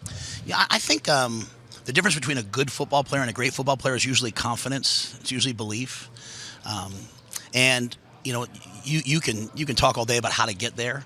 I think for our guys, like, nothing that happened in the past is going to carry over for us. Like, I won in year 3 at some other places. That doesn't mean we're going to win this year. We lost some close games. That doesn't mean that's going to happen this year. So let's just be in the moment. Let's enjoy this process. Let's come out here. But I think when you talk to our guys, you're going to sense a quiet confidence. With DeShon, he may be more than quiet confidence. I have a quiet confidence because I know how hard we've worked. I know what they've done. And for us, it really started in that bowl game. That bowl game was another close game, and our guys made the plays down the stretch. And so I believe in them. I'm being a little more brash than I normally would because I think they need to hear from me that I believe in them, and we should be one of the best teams in the country this year. Often teams are player-led or coach-fed. What I'm hearing you say is this is a player-led team. How do you make sure they reflect, whether it's your serenity, whether it's your confidence, your demeanor, to make sure that it's grounded in real stuff versus just trying to appease the head coach? Absolutely. I think that's kind of what happens the first 2 years. Like, the first year, you're telling them what to do. The second year, you're encouraging them to do it. And the third year, either they do it or they don't. And so I'm letting them do what they think is right. And what I've seen is they're doing what we believe in. I'm still going to uphold the standard. Like, the standard is a standard. But great players, like, the standard's not enough. Like, they go above and beyond. And so when I watch them this summer, they've been above and beyond. And for me, sometimes they'll call me like, hey, we want to do this leadership thing. I say, then why are you talking to me? Like, you guys go do it. Like, if you guys want to be great, then go be great. And Dylan, the guys that are here, the guys that are back home, all year I've seen it. It does feel like close games are going to decide this conference. I mean, Illinois 5-1 in close games. That's how they got to the 10-win season. It's obviously been a storyline for your team as well. And as you look at practically when you're going through this mentally, what's the difference? What's the deciding factor that allows you to flip and win those close games? Well, I think there's really two. Number one, you just got to get better. I mean, like, I showed the team a clip. Curt Schilling, when he signed with the Red Sox, he said, it's been a curse of talent. We just weren't good enough. And in some of these games, like, we were just a little bit overmatched. The other team was just a little bit bigger, a little bit better. So what we did was we've eaten, we've lifted, we've recruited, we've developed. So we went from an okay team to I think we're a really good team now. And that's the first thing. But the second thing is when you get in those moments, like, are you excited to be there? I love Dylan as our quarterback because he wants the ball at the end of the game. Like, he's not hoping the defense gets the stop. He's like, Coach, put the ball in my hands. And so I think there's going to be a confidence. There needs to be a confidence from our team that, man, when it's like, hey, is this here we go again? No, like, nothing from the past matters. It's all about what we do today. And even the way our guys showed up here. I mean, like, just the way that we carry ourselves, the way that they interact with people, they're doing winning stuff. So let's talk about your quarterback, Dylan Raiola. Everything last year was for the first time, even though it felt as though after the first few weeks it was, we're just going to expect elite performance. But he had traditional freshman ups and downs. How have you sharpened his intangibles? Like, what have you noticed from a jump this time last year, competing for the job, to now even representing you at media days? Well, I think, as a leader last year, he was a leader based upon my position. I'm the quarterback, and so I have to lead. But you're sitting in the locker room, you're talking to a 23-year-old guy like, hey, I need you to do this. The guy's like, you haven't done anything yet. Now you go through a season. And what they saw from Dylan in the season was he was going to put his body on the line. He was going to prepare every week. He was never going to throw anyone under the bus. And then you get to the offseason, and he's there every morning at 6 a.m. He's there at 5 p.m. He's doing extra. And now the leadership comes from the way that you respect that he does things, the way he carries himself. And so I think it makes it a lot easier for him. And then he's worked a lot at the football. You know, at the end of the day, like, you just need your quarterback to play great, and I think he's ready. It's to be expected with young quarterbacks, but he faced the third highest pressure rate of any quarterback in the Big Ten. Teams love to pressure him, and it felt like a number of his mistakes came when facing pressure.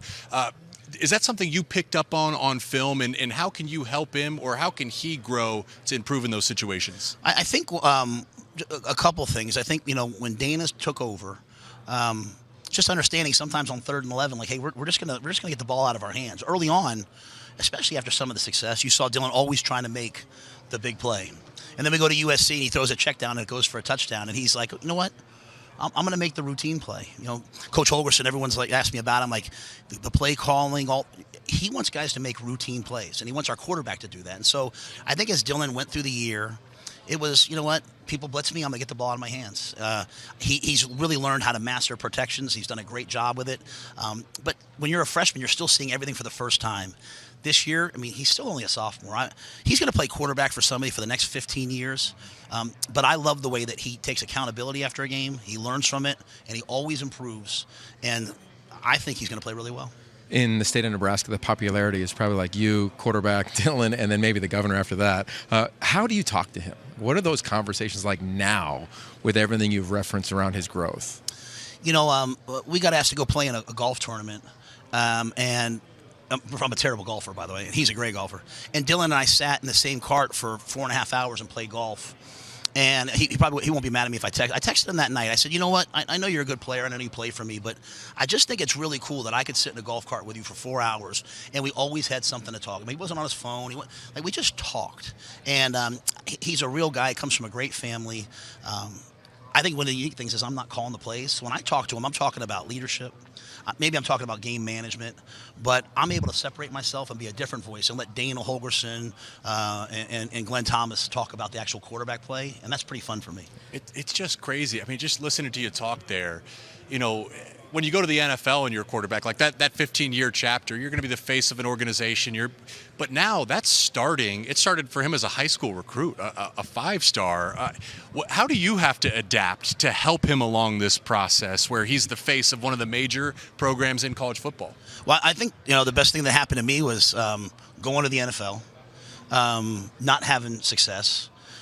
Going from like, hey, being coach of the year at one point to being a meme, and you start to realize like how much pressure there is, how hard this is, and it's like, well, wait a minute, my players are feeling that, and so when I came back to college, I mean, I'm still tough. I mean, they'll still tell you all kinds of stories, but I'm there for my guys, and so it's not just Dylan, it's every single one of these guys. I want to know about them. I want to know about their lives. They might not always like everything that I do, but I understand the pressure that our young people are under. I understand certainly as the quarterback the pressure he's under, because I feel it too.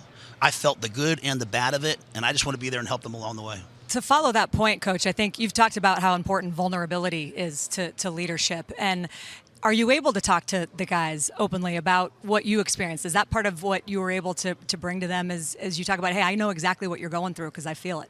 Absolutely. I talk about it all the time. And sometimes I'll talk about it as failure, even though I don't believe things are failure. But we live in a world now where all our young people, my kids, the guys I coach, whoever it is, they turn on Instagram, and we're always seeing perfection. And so we think we have to live a life of perfect, but no one lives a life of perfect. And so when I'm able to talk about the things I've done wrong or the things I've failed in or the things I feel, we start to suffer together. And when you suffer together, it makes it easier for you to say, hey, you know what, I'm going through something too. I know right now I have 120 guys back there. I know I have someone who's living with something that they don't have someone to talk about it with. And so I hope I'm that guy, or I hope someone else on our staff is that guy. And to me, we're talking about NIL. These are kids, and they're young men, and they need coaches who believe in them. That's what we want to do. You're literally talking about the school of mindfulness right now with your player and your quarterback. I want to talk about your offensive coordinator, Dana Holgorsen. My understanding of the air raid is that it's more a philosophy than a scheme. Like, there's an edge to it. 4-minute offense in your bowl game, and we're going to throw a screen. We're going to throw an RPO. We're not going to run the ball. Like, do you sense that edge to this offense based on what he's bringing there? Yeah, you know, I think the biggest thing with Dana is, you know, you watch him over TV over the years. You see like the Red Bulls. You see the craziness on the sidelines in terms of the energy. You see the play call sheet, and you're like, oh, it's going to be play calling. But Dana is all about execution. I mean, like there's times I want to go home and I'm like, are we done yet, Dana? Like he's a grinder. He works at it. He demands execution from the guys. He's not going to put too many plays in. So when you don't have a lot of plays, your guys have to make plays. And he now loves two-back power as much as he loves mesh. I mean, he's a football guy, and I think hiring him is really one of the best things I've ever done as a coach, because he's a friend to me. As a head coach, he can help me, but we're going to score a lot of points with him. Mm-hmm. Coach, we have about 3,000 more things I'm sure we could talk to you about up here, but we know we need to let you on your way. Thank you so much for the insight and the time, and we are wishing you the best of luck this season. Thank you, guys. What a year it was for Illinois a season ago. 10 wins for the Fighting Illini for just the 5th time ever. First time since 2001. Here is the schedule ahead for Illinois this year. It includes a very interesting intersectional game week 2 as they head down to Durham to take on Duke. And then one of the marquee games in the Big Ten, certainly early on this year, is that game in week 4 against Indiana. Ohio State on the schedule as well for the Fighting Illini. Making their way to Las Vegas and arriving in style, ready to go. Good night last night, and now making the rounds today. Very pleased to be joined by Luke Altmyer, J.C. Davis, Xavier Scott of the Fighting Illini here with us on our set. Fellas, welcome. What's the Vegas experience been like so far? Pretty good? It's been fun. Coach B has made it fun for us. A lot of good people that came with us. Some good dinners and a good time. It's something we're embracing for sure. Where'd you guys eat last night? I forget the name of it. It's some Italian spot. It had an Italian name, so it's hard to remember. But it was really good. Pretty good. Yeah, Coach B is gonna treat us right. Yeah. For sure, every time. Yeah, for sure. I know. Casino was shot there. The movie. Casino with Rob De Niro. They shot a scene in there. I don't know. Okay. Yeah, it was pretty cool. All right. Well, when you come out to Vegas, you know you're going to eat well. But I know you guys are also here on a business trip, getting fired up for next season, and it was a great year last year, obviously, for the Fighting Illini. I mentioned 10 wins for you guys, the most in quite some time since 2001. Before we look ahead to this year, I'm interested just what was the best moment last year, Xavier? Like, what will you think about when you think about last season?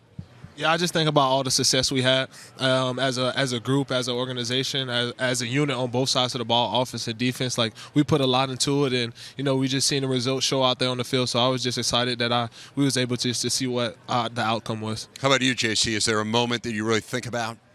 I feel like I ain't gonna lie, my first Big Ten game was against Nebraska. That was a great environment to be in, and went to overtime, and I feel like that was like an exciting game for me personally. Like that was a good one for me. Luke?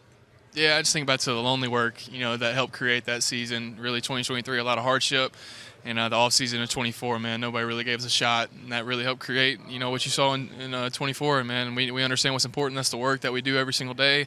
Our foundation and principles that Coach B puts into place. And, man, that's not going to change. We're excited to keep on moving forward. Tell me a bit about that work, that off-season work that people don't see, that obviously – whether you have a good season or a bad season, you're putting it in regardless. But what was that like after a year that, it wasn't a terrible year the year before, but it wasn't what you guys wanted it to be. What was last season, the preseason like? Yeah, it wasn't great, I'll tell you that. So a lot of connection, a lot of unity had to be developed. A lot of individual battles that, we had to face, myself going to the depths of my character, my beliefs to help, be a good part of this team to help lead us to success. But, just daily decisions to do our best, to use our gifts to the highest capacity, to put our team and ourselves in great positions for that day and for the future and that fall. And so that's what we did every single day, regardless of what people had to say. We approached it with great, with a great attitude, with great effort, and with great energy. We love what we do. We know we're gifted in it, and we know we belong. So, a lot of work, man. That's what's so awesome about this game. Well, it's pretty exciting to think about what you have back this year. And, we were talking about this when we previewed your team, the second most returning starters in the Power 5. This is a different era right now in college football, and you guys are living testament to that. You all had opportunities to go elsewhere here in the offseason. You chose to come back to Illinois. I want to get a sense from each one of you. Xavier, like, what were you thinking about as the opportunity, whether it be to go to the NFL or whether it be to come back? What were the factors that you considered that led you back? Yeah, for sure. This new world, this NIL, so that kind of made it a little bit easier. But no, Illinois is definitely family. They preach family. It's an extra L in there with a little bit more love. So, hey, I knew we had a lot of guys returning, and why not come back to Illinois just one more year, just to shine and polish and get my game together, and not only just we coming off a great season, so just get one more time just to do this thing with my boys and have another opportunity to get out there on the football field and just represent the University of Illinois. How about for you, JC? Your case was really interesting because I think there was some uncertainty as to whether or not you'd actually have an extra year to come back. And there was a ruling that came down that allowed you to play another year. And Coach Bielema came out to Oakland to meet with you and your family. Tell me what that meant to have him there. It showed a lot. That showed a lot that he wanted. That mean that he really wanted me. And that's what it was a big decision. Me coming, he came to see me. I feel like that meant a lot to me. That showed how much he cared. And how much the team cared about me because he brings some other players, some other coaches with him. So it really showed how much he cared about me as a player, not just as a, just not on the field, off the field as well. Luke, you had to make the same decision a couple different times, right? You had the normal offseason decision time where everyone could say, hey, am I going to go in the portal or not? But then on top of that, I know there were some people coming after you in the spring. So help us understand each time what the factors were that you considered. Yeah, there was a lot of avenues I could have went, but man, I just wanted to do the right thing, throughout this whole process. And I know being where I am, that was the right decision for me. I wake up reassured of that every single day. I'm in the right spot around the best people in the world who help, bring out the best in me from a football, perspective and just from a characteristic, personal side. So I love my teammates. I had no reason to pick up and go somewhere else. It was an adult decision. It was very difficult. But, man, I love what I do. I love where I do it. And very excited what we can do as a team moving forward and sustaining success, throughout the history of this program. It's in a good spot with Coach Bielema, and I have a lot of comfortability at what I do. So I know I can do everything I want right where I'm at. So I'm very excited.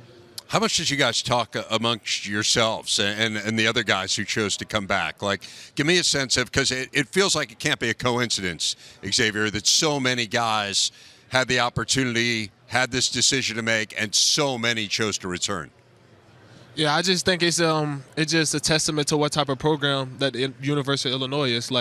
It's truly what it is. It's truly love, it's truly family there, and it's truly everybody's there just to help you get better. So it's definitely an easy decision on my part, and I think on a couple of other people's part. They wouldn't want to transfer nowhere else. If the only decision would be it was to go to the NFL, I think that was the only decision, Illinois to NFL. I don't think anybody else's decision was another school. I think it was just the league or come back to Illinois. We chose to come back to Illinois, and I'm so excited that these guys did the same thing that I did. And the fact that you guys chose to come back now has you poised for what I think a lot of us believe could be an incredibly special season. Talk of this perhaps being a college football playoff type team. How much do you guys talk about that amongst yourselves? I'm interested from each one of you. Xavier, you can start it and work your way down. How much do you discuss what this year could be? Yeah, we take that into consideration, but we kind of not want to focus on the end goal and kind of take this thing one day at a time. We got fall camp coming up. You just want to sharpen our skills on both sides of the ball and, trust in the process that, our coaches put in front of us. And then, when we got there on the field, it'll be a different story. So you just want to trust the process. We kind of don't want to look to the end goal, but we're taking this thing one day at a time. Well, how much do you talk about that goal, though, JC? Even if you're not every day, how much do you say, hey, guys, this could be one of the teams that people talk about in Illinois forever? We don't really bring that up. We just bring up our hard work and what we have to do in the weight room to prove that we're gonna be that on the field. We can't talk about what ifs. We gotta go show people what we're gonna do. Really interesting to think about the journeys that each one of you guys have taken, and we talked a little bit about yours, JC. Luke, I'm really interested in yours as well. You started your career, obviously, at Ole Miss and transferred up to Illinois and have had incredible success. I know there must be some connection still, a little bit, to Ole Miss, and of course that's where Archie Manning went, and where Eli Manning went, and so you got to go to the Manning Passing Academy this year. What was that like to be amongst this football royalty? Super fun. That was my actual third time going down there, and it's very rare to have guys who have been 3, even 2 times. So to be able to go a third time is just such a blessing and an experience that I will never take for granted, and I never took for granted. And to be around Eli and Archie and and Peyton, even Cooper, just Southern people who I appeal to very very closely. But just those, and also just the quarterbacks that I was around, are very unique fraternity that we have. We get to share a really unique perspective of our positions, bouncing ideas off each other, and it's really cool to kind of engage with people like-minded as me, but to be able to throw it around with those dudes and just chop it up about normal things it was so cool. So I'm really grateful for it. Help people understand what happens. I think we all kind of hear about the Manning pass cam. Oh, he was best guy. He was voted the best performer. Whatever it is. But like how is it structured? Yeah, so there's about, I think this year is 1,400 kids from all over the country, all over the world that come to the camp to be a part of the whole deal, to see the Mannings and see us. And, man, they group them up, and we coach them up for 3 days, about 75% of the day. So we're around those kids a lot. And the rest of the time we're either, doing our own individual, college player throwing sessions with the Mannings and with some other coaches, and with a lot of other eyes out there too, some media outlets and maybe some, NFL scouts, stuff like that. So what an opportunity, but it's super cool. It's laid back. The work is done when the work is done. But, a lot of competition kind of there too, but we just enjoy being around each other. It's a time to kind of reflect on our journeys and enjoy each other. So it's really cool, and at nighttime we have some fun too, and enjoy just kind of some fellowship. So it's always a fun time. Oh, that sounds absolutely tremendous. Yeah. Hey, JC, I'm interested in your take on where this offensive line is in its development. I think it's pretty interesting to think about. On one hand, you have your whole offensive line back from a year ago. On the other, I know you guys didn't always perform how you wanted to a season ago.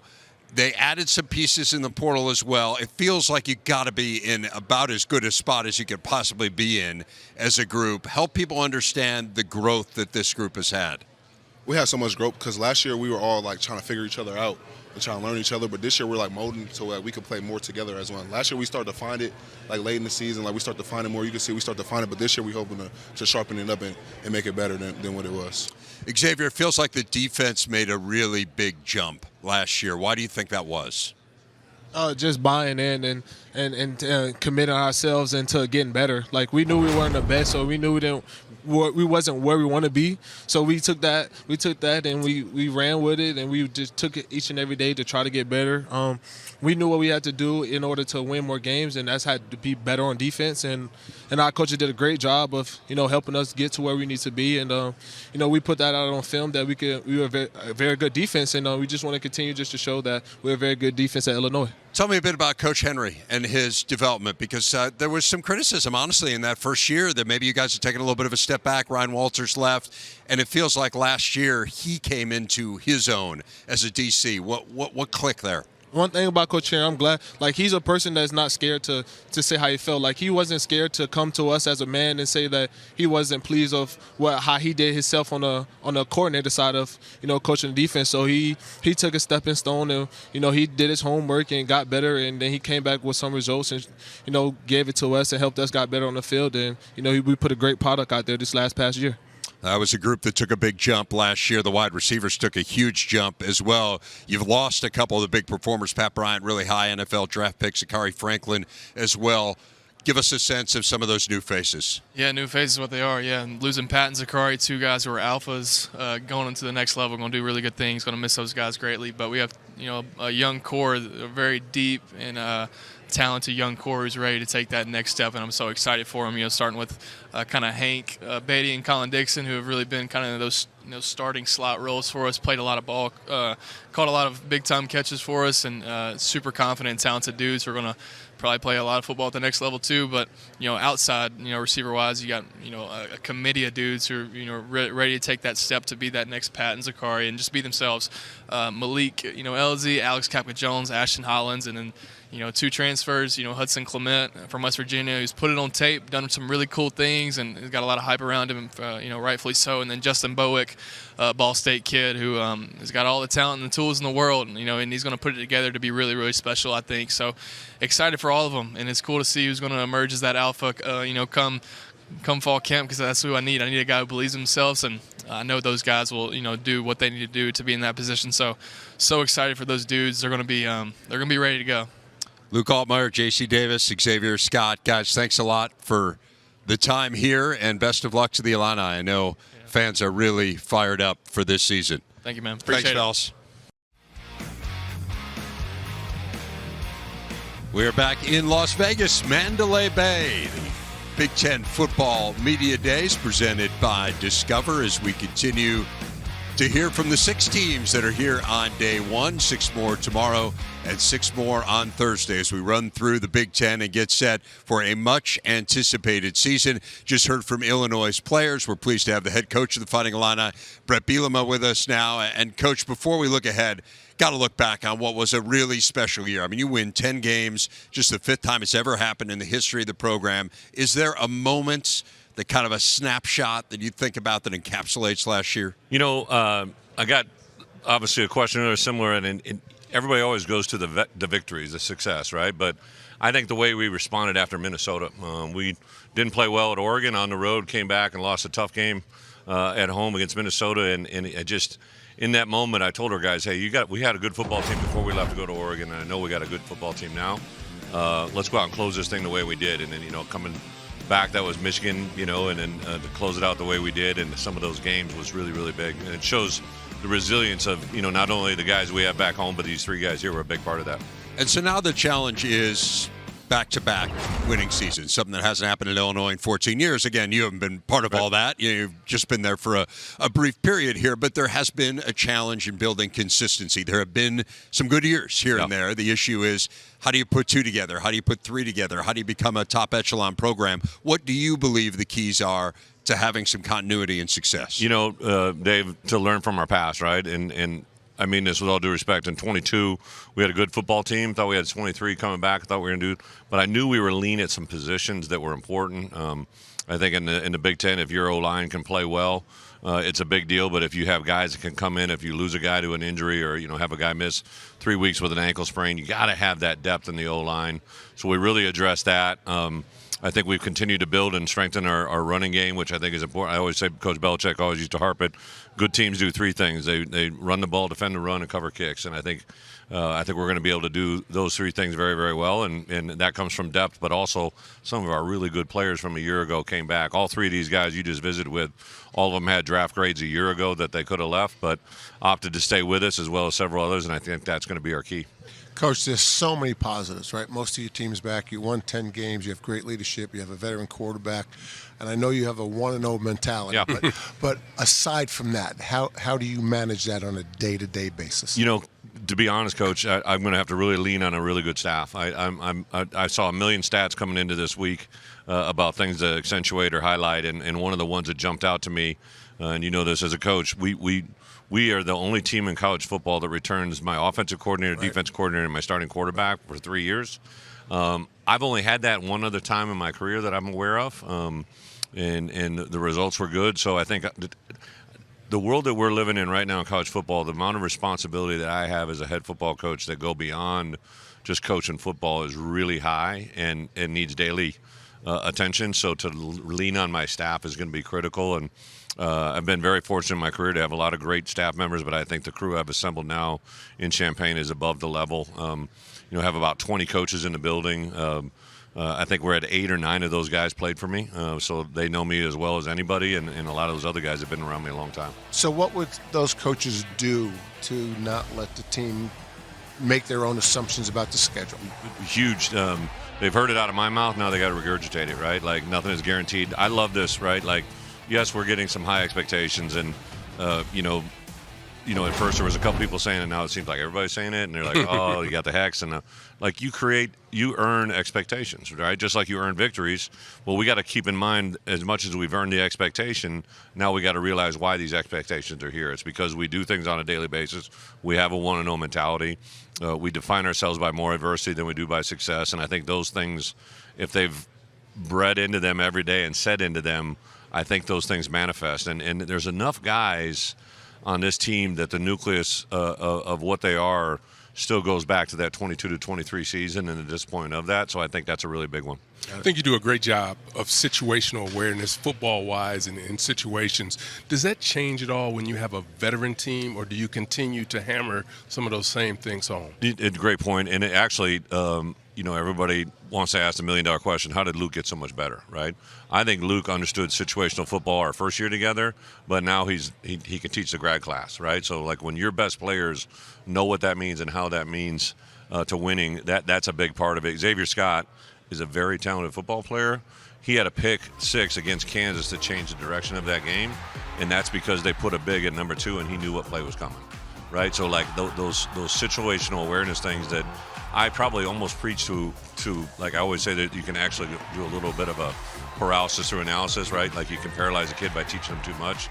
With this veteran crew, we're going to have more than they've ever had, because I think that sometimes those things will be the defining moment in one of those critical moments.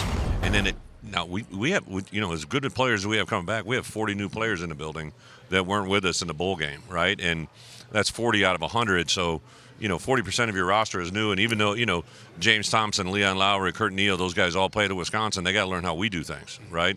And sometimes those older players, they want to go back to what they've known, not what they need to know, right? And that's a big part of what this fall camp will be about. Real quick, a lot of portal stuff happens, guys coming in and out of the program. Are you finding that the portal kids that you're getting now adapt to what you want and what this program is about much quicker? Yes, but I think it's also beginning to evolve, Howard, to where they have learned that why our guys have had success is because of the way we do things. So when they have that defense mechanism of I used to do it this way or we used to do it this way, well, that's great, but now my guys say this is how we do it, right? A big one, right? Like we kind of, in this world that we're living in, NIL revenue share, when a kid comes into a program, he knows what he's been told and what he's going to get, and it never deviates, right? But a lot of these guys that were coming from other places, they were coming in there like, hey, we want to renegotiate after spring ball. I said, well, who are you going to negotiate with? Like, I'm the guy you're going to talk to, and like, that's not how deals work, right? Like, I've kind of used this my 3 years in the NFL is like, listen, you don't renegotiate your deal in the middle of the season. Now, there's free agency, right? And that can be an opportunity, but there's a time and a place for that. After spring ball, I don't care how many tackles he had in the spring game. That doesn't apply to game time specifics, right? And that's been a big part of our retention, I believe, as well. Coach, you spoke about this a little bit earlier today. Tell us what you'd like to see the playoffs look like. The what? The playoffs. Playoffs, yeah. I thought the 12 change this year was just monumental. To go from 4 to 12 and to see, obviously in our conference, you saw we played Oregon, we played Penn State, we didn't play Ohio State, didn't play Indiana, but those 4 teams clearly were really good football teams, right? To see an Indiana team that won, I believe, 3 games a year before and then turn into what they are. We didn't play them last year, but I watched them on crossover. We got them in Game 4 this year. They are a really good football team, right? Like I dove into them deep in February, and I think the formatting of those 12 teams need to be looked at, because you did see, I think, that there were some teams that probably didn't belong, and I think that's hopefully going to get rectified. But I would see the magic number being 16, not just because I'm in the Big Ten with Tony Petitti, but I think 16 sounds good. I made the joke earlier, I don't want to see it go to 30 or something like that, but I think some play-in games would be, now you got 8, 9, 10 teams in November that still have a chance at the playoffs. You talk about keeping fans engaged and people engaged, I think that's a really big deal. How has Aaron Henry grown? Probably one of the most enjoyable parts of my coaching experience now is I'm coaching so many former players, right? But now I don't even see, as crazy as this may sound, I don't even see Aaron Henry as a former player, right? Like he said something to me I'll never forget when Ryan took the Purdue job, and I was with Aaron on the road by choice, right? I knew what I was doing. I knew Ryan was probably going to get that job, and I took him on a walk, and I offered him a job. And like, he was overwhelmed because he thought he was going to go with Ryan, I'm like, no, you're going to stay here and be my DC, da-da-da. And like the next day, he goes, Coach, I didn't ever think you would hire me. He goes, because you don't hire friends. And I said, well, I don't think of you as a friend. And right then I knew I wish I had not said Jerry it. and Howard tell me that all the time. And it hurts a little, but yeah. But what I meant was, like, I didn't see him as a friend, right? I saw him as a coach that had earned the right to do it. But on the flip side, he had seen me as a friend, because now we had grown in a way, like, we both are fathers, we both are husbands. So it's kind of this life moment for me, too, where I'm like, let's not put anybody in cookie cut. Like I always tell our players, I don't want guys to look the same, talk the same, walk the same. I don't want the same hair. We have no hair rules. We have no earring rules. We have no dress codes. I just want people to be you, right? But I want you to be the best you. And that's probably been the greatest thing for me. Aaron Henry, He's a little bit like me. He reminds me a lot of me in my early coach career. I was very resistant to the ways I knew. I was a little bit stubborn to suggestions, and now he's got a staff with him that he would tell you all the time the reason we had success defensively is the coaches that are around him, and I really believe that's true. Coach, what do you think that you have done to unlock the potential of Illinois? Like, why do you think this has been such a good fit for you? You know, Dave, I know it sounds simple, but I said in my opening presser, I think that before I got to Illinois, they had signed 4 players from the state of Illinois in 4 years total. We now have 48 in 4 years, right? And you look, if you just take the offensive line, right, all 5 of our starters are from Illinois, right? Actually, J.C. Davis is from L.A., right? But 4 of our 5 starters are from Illinois. My top 2 running backs, Caden Fagan and Aiden Lawfrey, are both within a half hour of Champaign. And a lot of Big Ten schools wanted them, right? And if they're not from Illinois, they're kind of Illinois-type players, right? Like I always say, hey, if we're going to go to South Florida, I'm great. Let's get a kid that's from South Florida that looks like or talks like he's from Illinois, right? I think a lot of times in my career, in my life, I've seen great organizations that were developed and built from the people within, right? And I just think that has a big factor into it. I think our kids from Illinois, it matters to them a little bit more. But on the flip side, and then I think just overall, our personnel recruiting, we have so many kids that I can tell you right now on defense, I believe we have 7 guys that will start for us that I believe we were their only offer, right? Xavier Scott sat right here. We were his only offer. Matt Bailey, only offer was Illinois. Miles Scott didn't even have an offer. He's our starting free safety. We have several guys that you can just go around and maybe if somebody else didn't want them, we wanted them, and I think that's really been a big difference for us. Bret, what's the biggest difference between recruiting a portal guy and a high school guy? You know, the portal guy isn't really attracted to who's got the shiny uniforms or who gives them the best graphic or, like all these like things that really don't matter. When you're young, you don't know, right? And you're shaped by some things that really aren't important at the time. These portal guys, especially if you're going to someone that's got their last year or two, they're wanting – who's going to get me to that next level? Who's going to help me? Yes, winning's important, you're right, and get it. But like, I'll tell you one thing is not talked about anymore is academics. Right? It's. I swear there's going to be a 30 for 30 at some point about what our academic GPA and graduation rates fell off during this time because no one talks about it anymore.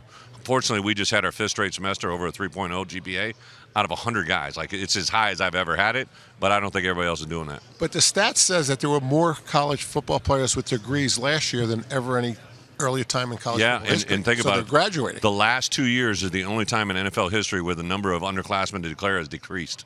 So those guys that are close to graduating, guess what they're not doing? They're not leaving and being undergraduate. They're staying in and getting a degree. So that is the great side of it. Right. I think all of us are just old-fashioned enough to believe there's an educational mission to all this. And to your point, I it's important, right? It is. It's something that you can sell. Well, my boss was a 2-time academic All-American, yeah, so I know it's important to him. You know what I mean? And I hate those people. I just hope that we always keep that somehow in the midst of what's going on right now, that we keep that at the forefront. Yeah. We are back, and we are having fun here in Las Vegas. And the fellas from Nebraska are looking fresh. How about Henry Lutovsky, Dylan Raiola, DeShon Singelton, and Marquise Buford? Yes, all in a row, standing end to end. Gentlemen, there's been a lot of wonderful outfits on set, but I think in terms of like the full complement, I'm going to give it to you guys. You guys are the best dressed day one. Thank you. Overall. Thank you. I heard you guys had a good meal last night. Maybe. Carbone. A great meal. A lot of food. That's like a Vegas staple. It is. Yeah. Thanks to Coach Rhule. He took us out. Had a great night. He's a good coach. We're going to talk about him in a minute. I want to just ask you real quick. You're from Crawfordsville, Iowa? Yes. Population 280? Yep, just about. First time in Vegas? Yeah, first time. A little different than home? Yeah, it's weird. Definitely is. It's a lot. Yeah. What has this experience been like so far for you guys? It's been crazy. Just the day has been so fast-paced, just bouncing from place to place. But, we've had a great team of people out here leading us along, making sure we're at all our spots. What's the weirdest question you've been asked, Dylan, so far today? The weirdest question has definitely been, are you going to cut your hair? And the answer is? No. No. Why would you? I love my hair. My mom loves my hair, and I definitely am not getting rid of it. As I think that's a good answer, and I don't know why would anyone want to cut your hair. I think it's fantastic. DeShon, I think about last season, and I know that in many ways there was a lot of success because you guys finally break through. You get to a bowl game, you beat BC. I know that was a great moment, but I know that you also feel like you left something out there. So for you, and the opportunity and decision to come back for another year and take that next step, what went into that decision in the offseason? Just talking with my family, talking to Coach Rhule, and he knew I wanted to come back and make a name for myself, and I wanted to be a part of the winning culture, and I wanted to win beside him, and that made the decision a whole lot easier because I knew he was someone I trusted to come back with my future. And it sounds like you guys had a meaningful breakfast where you shared with him that you were coming back. What can you tell us about that? Yeah, we went in the early bird. We got a little private spot, and I texted him. He was like, "Okay, just meet me there," and I shared my thoughts with him. Well, I think the other bonus is that you get another year with your younger brother DJ as a receiver. Yes. He had it wasn't a spring game, it was the Husker games, but was he the MVP? Yes, he had 2 touchdowns, and I tell you, I couldn't tell him nothing for a month straight. I ain't gonna lie to you. Dylan, talk to me about your progression. They say that players make the biggest leap from year 1 to year 2. Let's start with what you learned last season, running a big-time program and coming in with so much expectation.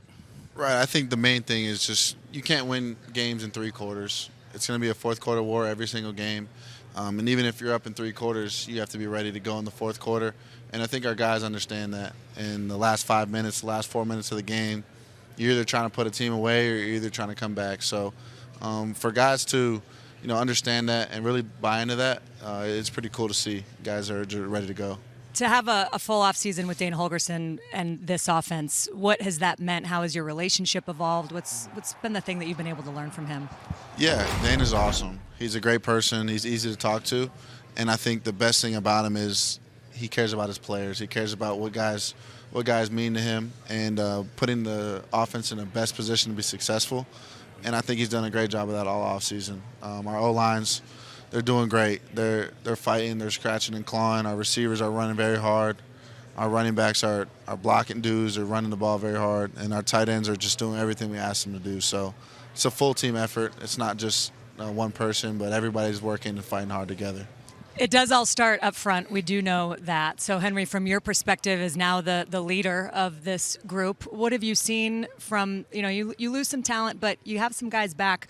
What have you seen from this offensive unit in the offseason, and what are you expecting for this year? Yeah, I'm expecting us to be a very good offensive line. I mean, we know the sky's the limit for our group. It really just comes down to how consistent can we be, play in, play out. How many plays can we have all 5 guys on the same page? It's never going to work if we have one guy off. So we're just fighting to become the most consistent unit in college football. What have you seen from your quarterback as he's taken the next step? I mean, Dylan's great. He kind of has a offensive line mind, so to speak. His dad played center, so he really does a great job of understanding, what makes our job easier and what makes it harder. And, he fights every single day trying to make our lives easier. What makes your life easier? Just having a quarterback like him. Good answer. Good answer. DeShon, John Butler, the elevated to defensive coordinator, a guy you know very well. What can we expect from the Black Shirts and this defense coming into 2025? You're just going to expect a lot of guys that want to go out there and play some football, some black shirt football. Knowing Coach Butler, I know we're going to go out there and be aggressive and make a lot of plays. I know, it was Coach Rhule that said you're going to be shot out of a cannon this year, and he's really excited about the way that you are going to play and the positions that you are going to be in.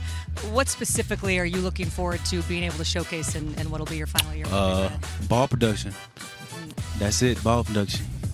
You wear number 8, which is one of 10 single-digit numbers awarded by Team Vote, which recognizes Nebraska's toughest players. What does that mean to you? It's an honor to wear a single digit because you don't just pick the number. My teammates vote for me. So knowing that my teammates see my work every day and see me every day, it's just an honor and a privilege to wear that number.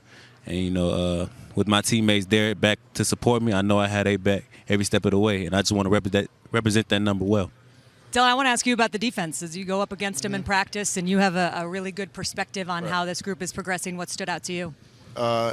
It's not fun to go against them. That's a good thing. Yeah, it's very good. I'm very happy that it's that way. They run, they play very hard, they complement each other tremendously. That the back ends, 5 guys that have been playing together for 2+ years, and I think nothing's more valuable than experience. And with DeShon and Marquise leading them in the back end, the sky's the limit. And they play so hard for each other, which makes it even better. You know, they got guys that are willing to go blitz and not make the sack, but he's going to affect it so the other guy can make a play. That's just the type of defense they are, and that's what type of guys they are. One of the big storylines around your guys' team this year, and we talked to Matt Rhule about it when he was on set, is the jump that his teams previously, Baylor and Temple, made in year 3 under the helm. And he said, you know, look, at first you're trying to coach it, and then you're trying to encourage it, and then by year 3, it's up to the guys. They're either going to do it or they're not. And so I'm just curious, from your perspective, do you feel like there's something different coming into this year that you guys really are about to turn that corner? Yeah, you know, it's he's followed the same blueprint at Temple and Baylor and here. And at Temple and Baylor, they've always had success in year 3. And now it's not guaranteed for us. Like, we've still got to go out there and we've still got to put in the work and we've still got to win those games. But I mean, we have a lot of confidence in knowing that we followed that blueprint to a T, and that there's no reason we shouldn't be successful this year. Another thing that he talked about that I loved was that vulnerability is one of the most important traits for leadership. And he said that he shares with you guys some of the failures that he has, and it's important for him to be able to talk to you about that. So I guess just for both of you, what have you learned from the way that he has led this team from on a personal basis? Yeah, Coach Rhule cares about his players as much as he does on the field, more off the field. And I think when you have a coach that does that, when he's pouring into his guys in team meetings and on the practice field, it's something that you can't miss. And you know, he wants to see everyone succeed, and he loves his players. And yeah, like DeShon has got a close relationship with him. Just, you know, glad you coming back and share some experience with Coach Rhule. Just to reiterate what Dylan was saying, like, he really cares for his players, and knowing that you have a coach that really cares for you off the field, it makes you want to go out there and play your heart out for him. And I've been knowing Coach Rhule for finna go on 3 years now, and he's done so much for me that, like, I can't repay him back. So I'm just thankful for him, and knowing that he trusts me out there on the field, it just means a lot. Well, knowing him, I think the only way that he would ever want for you to repay him back is go out and play the way that he knows that you are going to play. Can you give us an example of just something small that he does? Because I think there are so many moments in a locker room or with the team that people on the outside don't see and don't understand. So is there anything that comes to mind? I think, like you said, his vulnerability and his ability to just be open to us and express what he struggles with or really what he's feeling. I think that's a true testament of he really loves his players and he cares about them. And so for him to open up and kind of share things that probably shouldn't leave our team meeting room, our team grows fast. And when your head coach and your leader of your program's doing that, you know, everybody else will follow. It starts at the top. There's no question about it. He also said that he had a memorable golf outing with you this offseason. He said he's not very good at golf. Can you confirm that? He ain't that good at golf. He said you're much better. Yeah. But he said it was just fun to be able to spend 4 hours with you and to be able to talk. And I think it's meaningful for a player and a coach in this day and age to be able to spend that time together. Did I hear that you put together a camp this offseason? I did, yes. I just wrapped it up on Saturday. How did it go? It was tremendous. The Lincoln, Nebraska is super special. And I think we had about 1,300 kids in 2 sessions. And not only just my camp, but a bunch of my teammates came out to support me. And I think that was the coolest part about it all, was knowing that, yeah, I can put a camp on for myself. I can do that. But to have my teammates support, that meant more to me than it could have, you know, ever imagined. So I'm grateful for them, and you know, they're a great group of guys I, you know, hang out with all the time. It is all about showing up, and it sure probably doesn't seem that long ago that all 3 of you were going to those camps as kids, and now you're here living the dream. I know that we got to let you go in just a little bit, but I got to ask you about Thursday, Week 1 at Arrowhead Stadium. I know you've got a personal connection, and I'm sure Patrick Mahomes is going to be excited to have you guys playing in that stadium. But you made the point when we were talking off set of think about what it's going to be like to have the Nebraska fan base take over Arrowhead. Yeah, no doubt. I was at I was in attendance for the AFC Championship game, and that place was crazy. And I mean, I can only imagine what it's going to be like with our fans in there. Have you thought about that moment when you're running out onto that grass? No. Yes, I have. I can feel it. I can see the energy. I don't know. It's going to be fun. It is going to be fun. And Cincinnati is going to be a great game. And Thursday night, all eyes are going to be on you guys. Yes, ma'am. Yeah. So, yeah. What do people need to know about Nebraska in 2025, DeShon? What people need to know is get ready to get up out y'all seats because we coming. That's a good answer. Anything you would add to that, Dylan?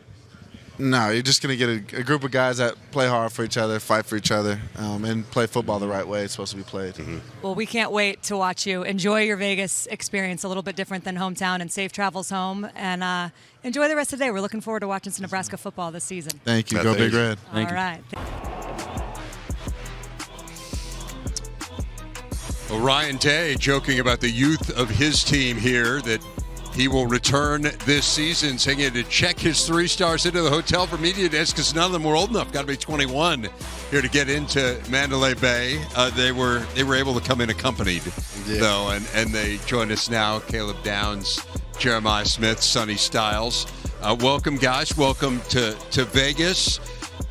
You're certainly you might not be old enough to check into a Vegas hotel, but you're old enough to do a lot of other things, including be national champs, be EA Sports cover boys for the two of you. Tell us about how your life has changed. I'm interested in all three of you being national champs. What's different? I mean, there's more notoriety around Columbus for me. I mean, at least the city appreciates everything that we did this past season, so it's a great thing. And in terms of the EA game, I guess my kids will have something to see when they get old enough to see the cover. So, Jeremiah.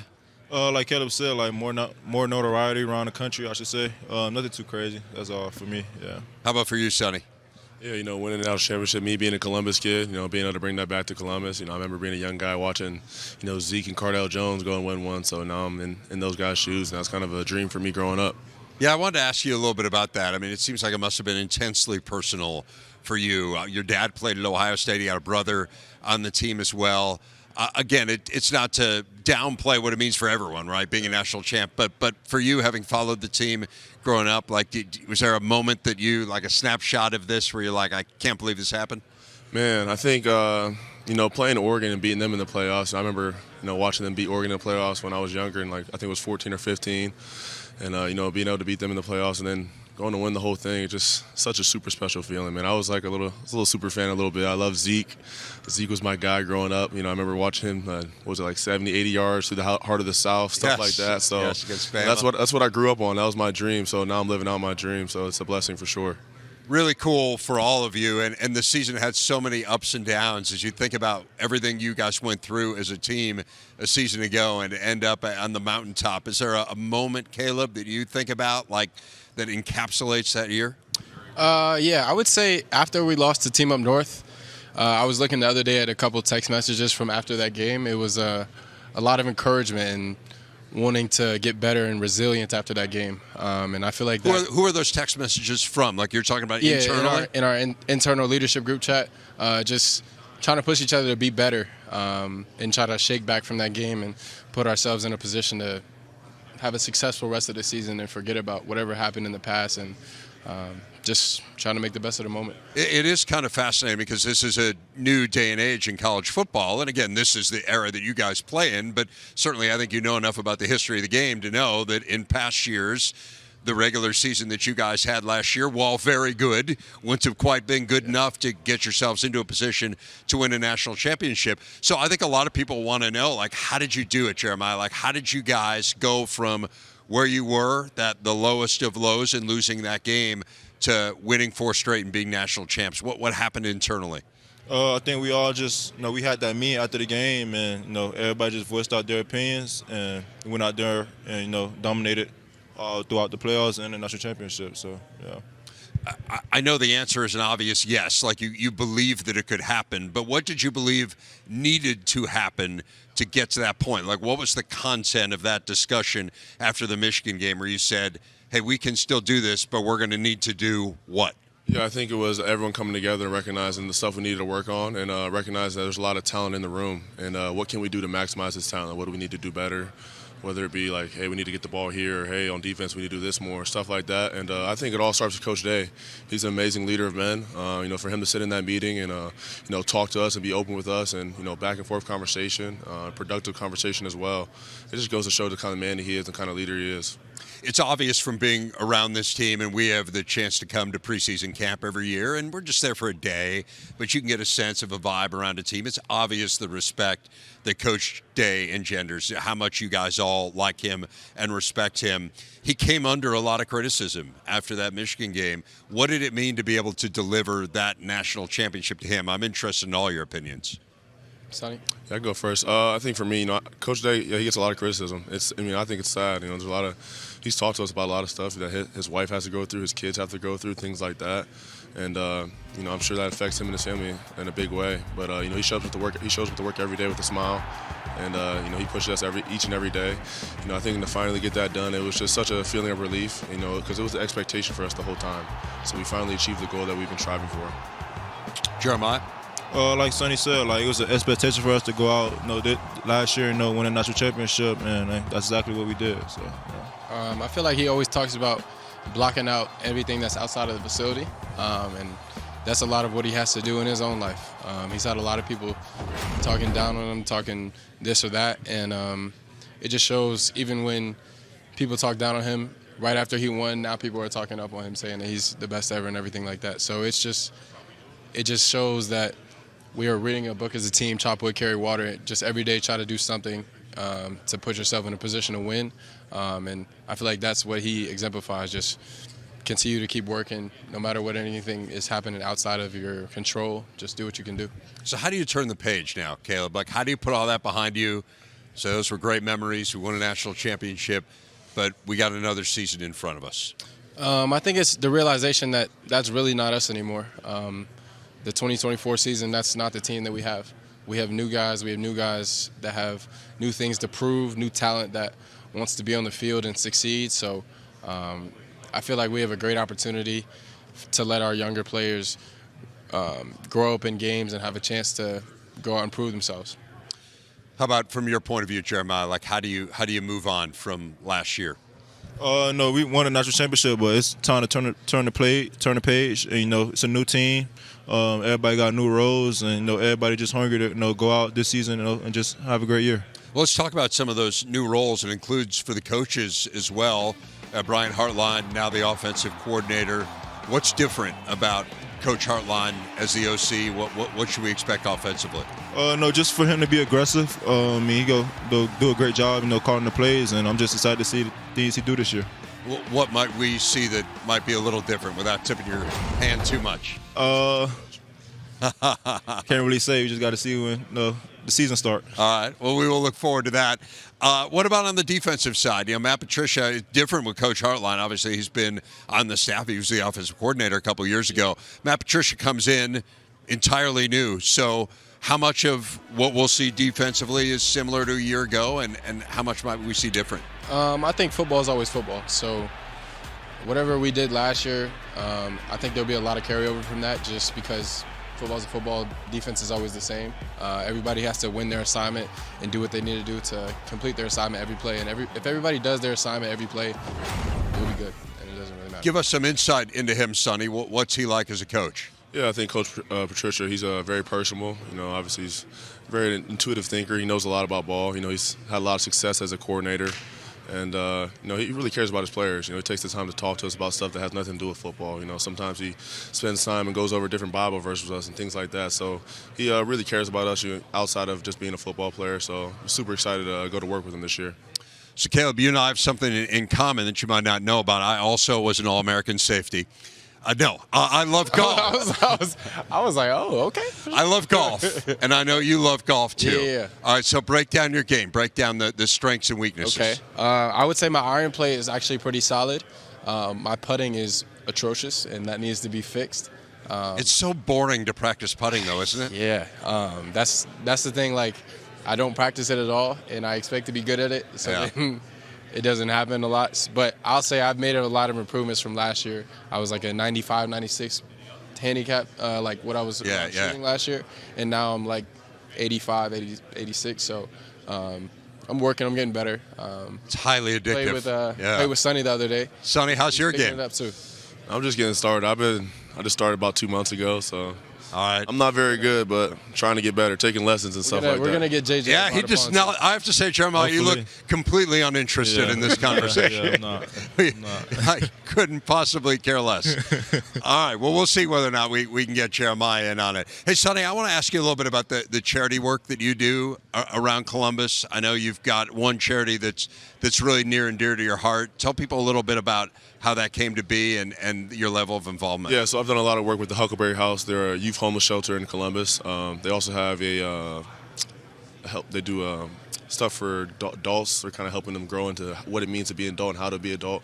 That's for like the 18 to 25 years old. So they do a lot of different work. And originally my mom introduced it to me. She's from Columbus, so the Huckleberry House has been around for quite some time. I think maybe since 1970. So she's known a lot about it. They've been doing a lot of great work. They have an amazing track record. They do an amazing event every year called the Sleep Out. So it's a time to raise money and raise charity and things like that. And then everyone comes together at a certain location. You know, they have a panel kind of like this where people get up and talk and tell their stories. I've got to hear stories from a young lady. She actually experienced the youth homeless shelter there in Columbus, and now she's very successful. And she talked about all the things Huckleberry House has done for her. And then at the end of the night, everyone ends up sleeping outside. So it's a time for reflection. It's a time for kind of to soften your heart a little bit. And a lot of times people wake up, everyone has a different impact from it. Me personally, I kind of wake up and it's like, all right, what can I do now to help? And me and my brother, we've helped raise the past 3 years. I think 3 years ago it was about 5,000. 2 years ago it was about 10,000. This past year it was like 15,000. So we helped raise a lot of money. But I think what even more important is the time. So, you know, going in there and spending time with the kids. You know, Caleb does it as well. He's done multiple occasions of things. But, you know, whether it be going there, you know, bring some pizza, hanging out with them, talk to them a little bit. Got kids telling me they'd probably run me over and stuff. So it's just fun. You get there, they're fun kids. It's like kids, I think, and what stood out to me the most is that it's kids my age, at least at the time when I first came to college. Like they're 16, 15, dealing with this stuff, not knowing where they're going to sleep the next night. So that's really what hit home for me and my brother. We were talking about eating pizza with those guys, and by the way, it's really admirable. And thank you. You know, hats off to you guys for being involved in that. You talk about eating pizza. This guy's not eating pizza anymore. I know you changed your eating habits. You hired a chef. Yeah. What made you think that was something you needed to do? No, just trying to stay away from fast food. Something me and Kayla talked about, our nutritionist there here at Ohio State. I feel better now. My body feels better. Just trying to try something different, I should say. So we were talking a little bit about this EA Sports game, and I know you guys are the two highest-rated players in the game, right? Jeremiah is first, and Caleb, you're second. Do you feel like they got the rating right? It is what it is, I guess. I mean, I'm blessed to be in the game, and it's a great opportunity to have my name up there. So yeah, it is. I know. I was just trying to cause some dissension. Sonny, you want to weigh in on this? I think it's 1A, 1B. They're both elite players. Well, you guys are going to need all the elite players that you can get with that opener against Texas. How does it change your view of heading into the season, knowing that you guys are playing a team that you played in the playoff a year ago and that people were talking about as a potential national champ? I feel like it's just critical for our preparation to be on point for fall camp, just to put us in a position to be ready to play that first game at a high level. And I feel like it's a great challenge and something to look forward to. Well, we are looking forward to it as well. Should be a phenomenal matchup. Fellas, congratulations on being national champs. An amazing, amazing achievement. And we look forward to seeing what the future has in store for the Buckeyes this year. Should be a great year. Thank you. Thanks, guys. Thank you. Yep, appreciate it. The league's more dynamic personalities. We're talking about the Maryland Terrapins. Mike Locksley entering his 7th season at the helm. The Terps turning the page with 2 new coordinators, Pep Hamilton and Ted Monachino on defense. Maryland's roster, they've been reshaped through the portal after they had 6 guys drafted last season, returning just 4 starters, so this will be a new look group. And Coach Locksley has told those guys to check their Gucci belts at the door, is what I'm told. Coach, welcome to Media Days. It's great to see you. I know it's been a long day, so thanks for spending some time with us. I know you're talking about elevate and brotherhood, and specifically when it comes to what you guys want this mentality to be for this crew coming in and leaving their Gucci belts at the door. Talk to us about it. Yeah, it's a tough pill for me to swallow when a guy like me and Coach and Howard I've known for years to sit up and know that I lost my locker room. I mean, it was the new landscape of college football, and it was as I sat back and looked at a year ago, it bothered me because that's my strength, the locker room, and to have to sit there and say, and I didn't lose it because I'm a bad coach or they're bad kids. It's teaching 18 to 22-year-olds that were used to everybody's scholarship check being the same amount of money, why little Billy has his Mr. T starter kit on, or why he has the Dodge Charger and I don't. And these were conversations that probably needed to be had on the front end and not necessarily in the middle of the year. And as I found at the end of the season, it was a big part of why we won 4 games. And so how has that message been received? They know I'll put a desk in that locker room before I lose that locker room again. But also going through it, as most things in my life, when I have had failures, I self-scout and figure out, hey, what went wrong? And what went wrong was we need to do a better job of educating the players on what the new business of football looked like, and that everybody doesn't get the same. And that's the way the real world works. And so we changed some things in the locker room, changed people. We changed people upstairs. I've changed my approach. I've got freshmen talking to the media. It's a new landscape, and as a coach, you have to be ready to adjust. You've also had change on your coaching staff, both new coordinators. How do you manage the scheme on both sides of the ball? Yeah, again, I took this from my 3 years there with Coach Saban. The language doesn't change, meaning the terminology is very consistent for our guys, but each coordinator is able to put their personalities on it. Instead of one guy coming in and 40 guys learning a new language, we had one guy come in and learn our language and then maybe add to the language. And to me, it's worked well because Pep has been one of my closest friends in this business for the last 30 years. I've remembered Pep as a player at Howard University, coaching under Steve Wilson, and we worked really well together. And because of it, you know, we're a lot more aligned than any coordinator I've had in my program, and it makes it easier for me to get back in that locker room that I lost. What will you say now what are the pillars of what this program has to be so that you don't end up in a situation where you feel like you've lost your locker room? Well, the pillars haven't changed. The standard to be a Terp is toughness, effort, relentlessness, and pride, the right kind of pride.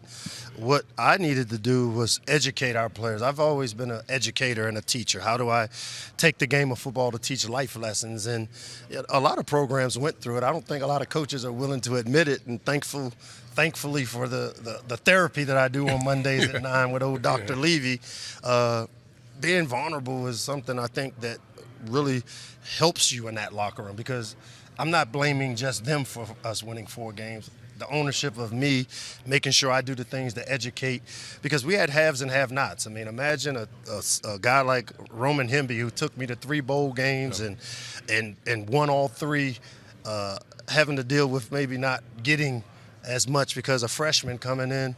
I had enough to give a freshman a ham sandwich, and now they're in the locker room competing, and this generation of kid wants everybody to know what they make. Well, as we know as adults, your family life, your paycheck, those aren't discussed amongst each other. And so those are life lessons that I have to teach, and I am teaching now about the financial business side of football. Coach, your strengths have always been offensive football and recruiting. I think you're one of the few coaches in the country that blends that so well. What's the difference between recruiting a portal player and a high school player?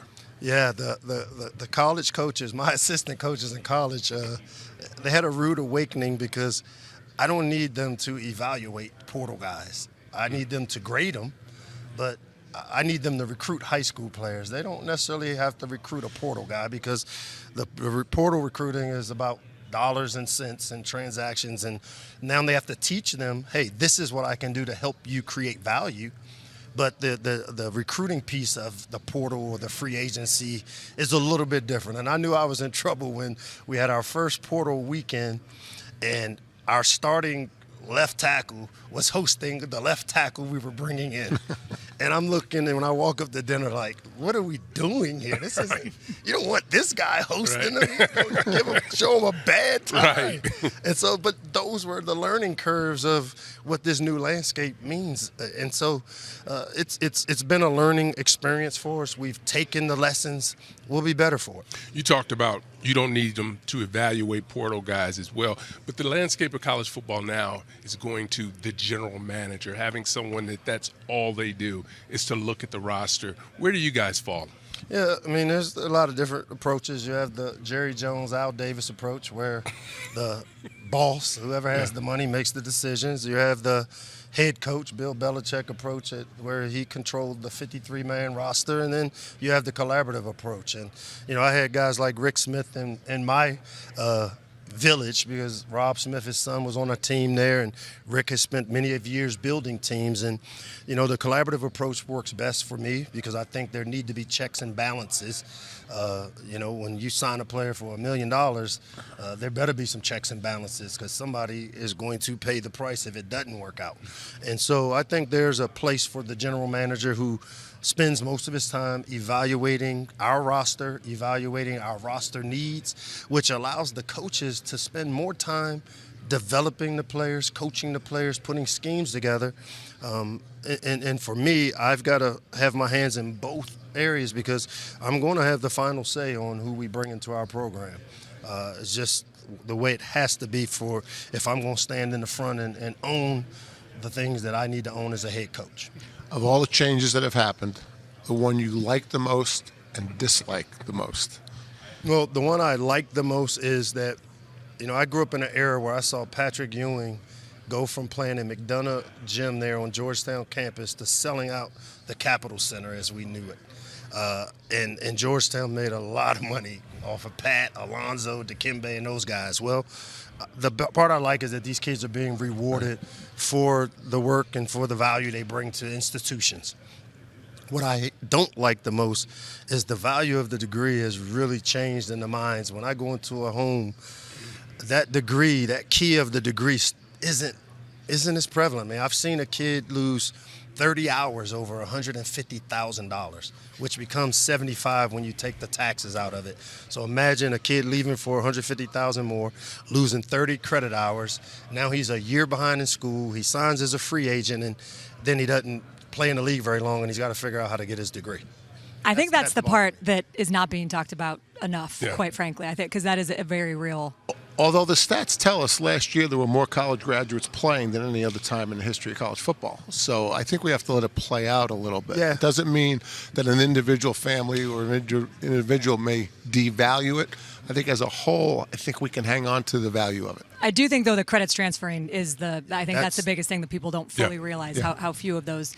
I want to talk about the three guys that you brought here with you today, because three terrific young men. We got to talk to them earlier. And Isaiah Wright in particular, let's start with him, because he transfers in. He's so excited, has that preseason injury, and had to sit all of last year. So what does a healthy Isaiah Wright bring to the mix? His versatility up front, and there was not an injury that impacted our team a year ago more than Isaiah Wright's, because the day I got the call on vacation that he tore his Achilles just planning and changing direction, I knew I was going to have to play at least two true freshmen now in the starting positions. Like, we started Therese Davis as a freshman, and we started Michael Hershey as a freshman, a byproduct of that injury. And in this league, freshman O-linemen that come in typically as developmental guys aren't ready for that. And losing Isaiah hurt us on the field, but I saw so much leadership out of him behind the scenes, which is why he's here with us today, because,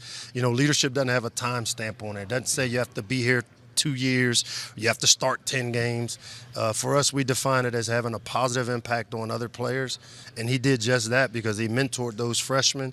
He played a role behind the scenes in that locker room when things got a little rough, and I'm leaning heavily on him as we try to pick up the pieces.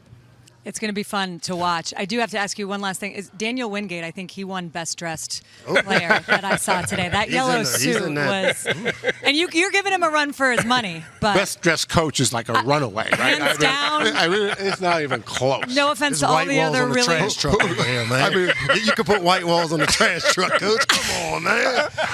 Everyone else is competing for 2 on the coach's boot. I don't think we are going to be able to show it on TV, but you did show me when you pop the collar on the back. What does the back of your suit locked say? In. Locked in. Locked in. I got the key to unlock it. Yeah, I got to unlock this stuff, man. Oh, it's so good. And this is a look at Wingate's sporting that yellow suit. There is a certain confidence, I feel like, and that's going to be the biggest thing. As so many people on this set today have said, the biggest difference between winning and not winning is confidence. Where do you think your team is with that? Well, I grew up in the Joe Gibbs era where he was the biggest sandbagger in the history. And I know a lot of people don't have a lot of expectations out of the Terps, but we got us a good little team, man. I really like this team because we're so young, so new that you don't know what to expect. And I kind of like that. I grew up in that type of – I didn't know where that next meal was coming from. Okay. So. How much does the crises energize you? Oh, I thrive off that. Yeah. Complacency kills dreams, man. Come on. Well, it's all going to start before we know it, and the first 2 games are on the Big Ten Network. The season kicks off 40 days from now against FAU. I do want to ask you, though, you guys have a historic trip to the Rose Bowl, first time that Maryland will play in that iconic stadium. Your guys were juiced up even thinking about that opportunity. Yeah, we got a few games before we get to the Rose Bowl, but I will say that's what makes this league really special to me. I've had a chance to coach in the Rose Bowl for his Howard's alma mater. Did go very well that night. That's okay. But That's all right. Spent time there. But no, that's what this league is about, and adding those West Coast teams, the value that they have brought to this league has been great. And I, as a Big Ten guy that's coached in the SEC and the ACC, there's no doubt this is the best league. Everyone has talked, not everyone, but most coaches have talked about Commissioner Capiti. What has he brought to the conference? You know what? Tony's like he kind of reminds me of Jim Delaney a little bit. He's got a little Coach Delaney in him. That, he don't talk loud, and he whispers a little bit. Almost like kind of that mob whisper. Yeah. Oh, easy now, Coach. Easy. Jerry knows that whisper. Jerry knows that whisper. What are you talking about? No such thing. Mike Locksley, it is always a delight to get to spend some time with you. Thanks so much for making it, and best of luck this year. We're looking forward to watching this team. Appreciate you guys. All right.